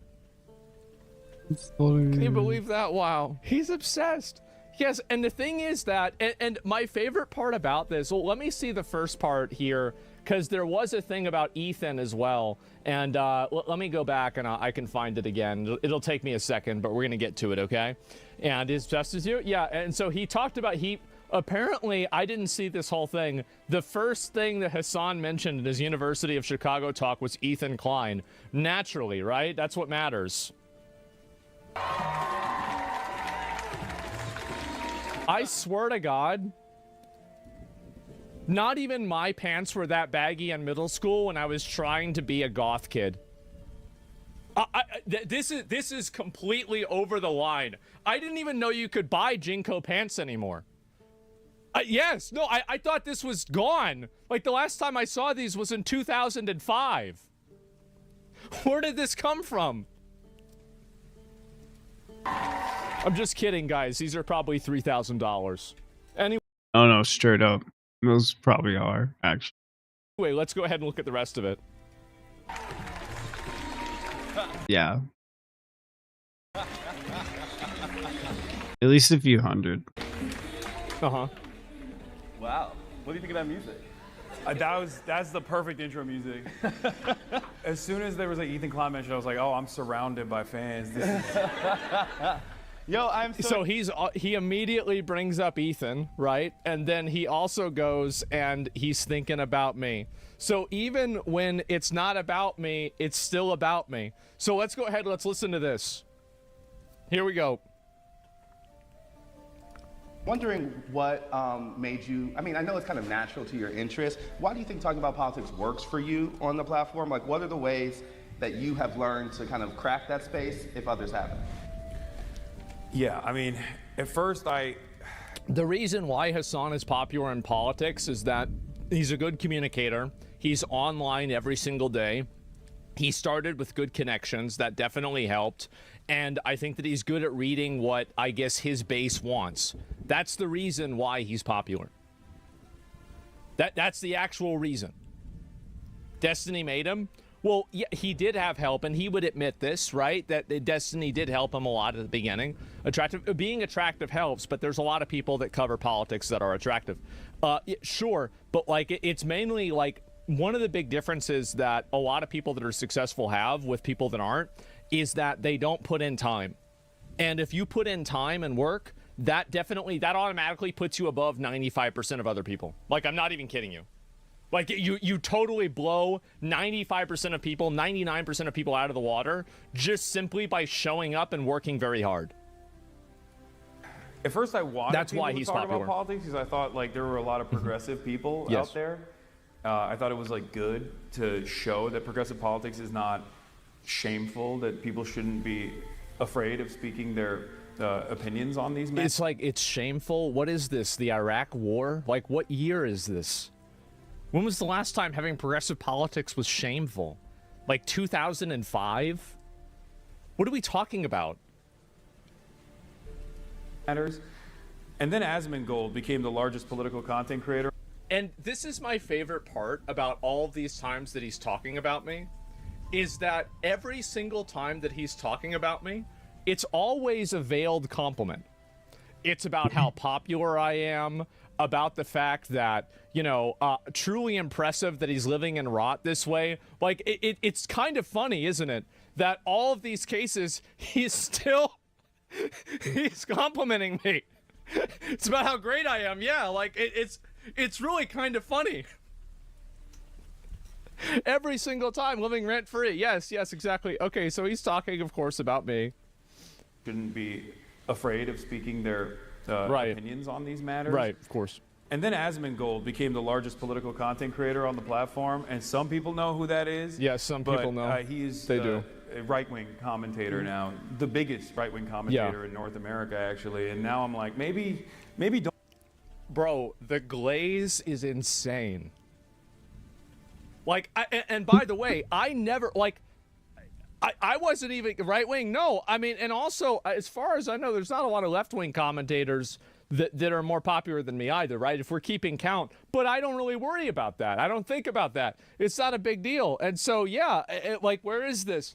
And so, congrats, you're bigger than Joe Rogan? I guess so, right? That's crazy, isn't it? Are you really a far-right commentator? Well, I support women's right of access to abortion. I'm aggressively anti-racist. I support universal basic income. I even bought one of Hassan's union shirts whenever I heard they were made by union workers. And so, no, of course, I mean, basically that makes me a Nazi, right? Of course it does. Don't talk about Yes. politics. It's better if they stay apolitical. Of course. Yes. But for the most part, I think like the apolitical nature of this space is just a way to shelter your more reactionary tendencies in general. I think people say that they're apolitical, or they say that they're operating off of common sense beliefs, but usually that just simply means you're right wing, and not open about it. At least in my Sure, experience. in Yeah, my opinion, but right. So everybody who has common sense is right wing. Well, I mean, I think that, you know, again, it's a bit of a self-report there, but, you know, I really think that he believes that. I would say so. I think he does believe that. And so, yeah, basically I got mentioned on stage at the university. What university was this? Of Chicago, the University of Chicago. Good for me. And so, anyway, calling you the largest political commentator in the middle while you were WoW rating. Yeah, I was like, yeah, I was like playing Expedition 33 or something, and like people came into my chat and they said he was talking about you, and like I wanted to say that I'm like, oh, I knew this would happen, but I thought doing that would make me, you know, it'd be like too much of an ego thing. But like, man, that's crazy. That is nuts, man. And how do liberals find themselves on the opposite side of common sense? I don't know, man. I really don't. But your features in a new decoy voice video? No, I can look at it and see what it is real quick. Let me see if I've seen this before. Oh, this is just some bullshit before going to jail. Bro, this is the worst thumbnail of my hair. I gotta say, I mean, and the thing is that, do you remember seeing that interview with Hassan, or that argument that Hassan had with XQC? This is like 2 years ago. His hairline was so much worse than it is now.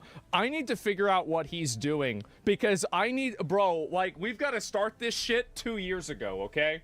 Like, honestly, like, this is bad. Fin straight, yeah, I gotta do something about it. It's a bad fucking time. Go to Turkey? You think so? I gotta do something, man. This is. All right, I'm gonna link this, and then if you guys want to watch it, or I'm gonna continue it. I'm gonna get 3 hours of sleep, get up, and then be up like an hour before Yama gets out, and then start streaming and all that stuff. And then I'll be live for like 24 hours ish or more, something like that. But yeah, like and subscribe, and hope you guys have an amazing night. You're all awesome, amazing, loved, and super awesome, amazing, and cool, and amazing. And I will see you guys in a few hours. Peace, peace, peace, peace.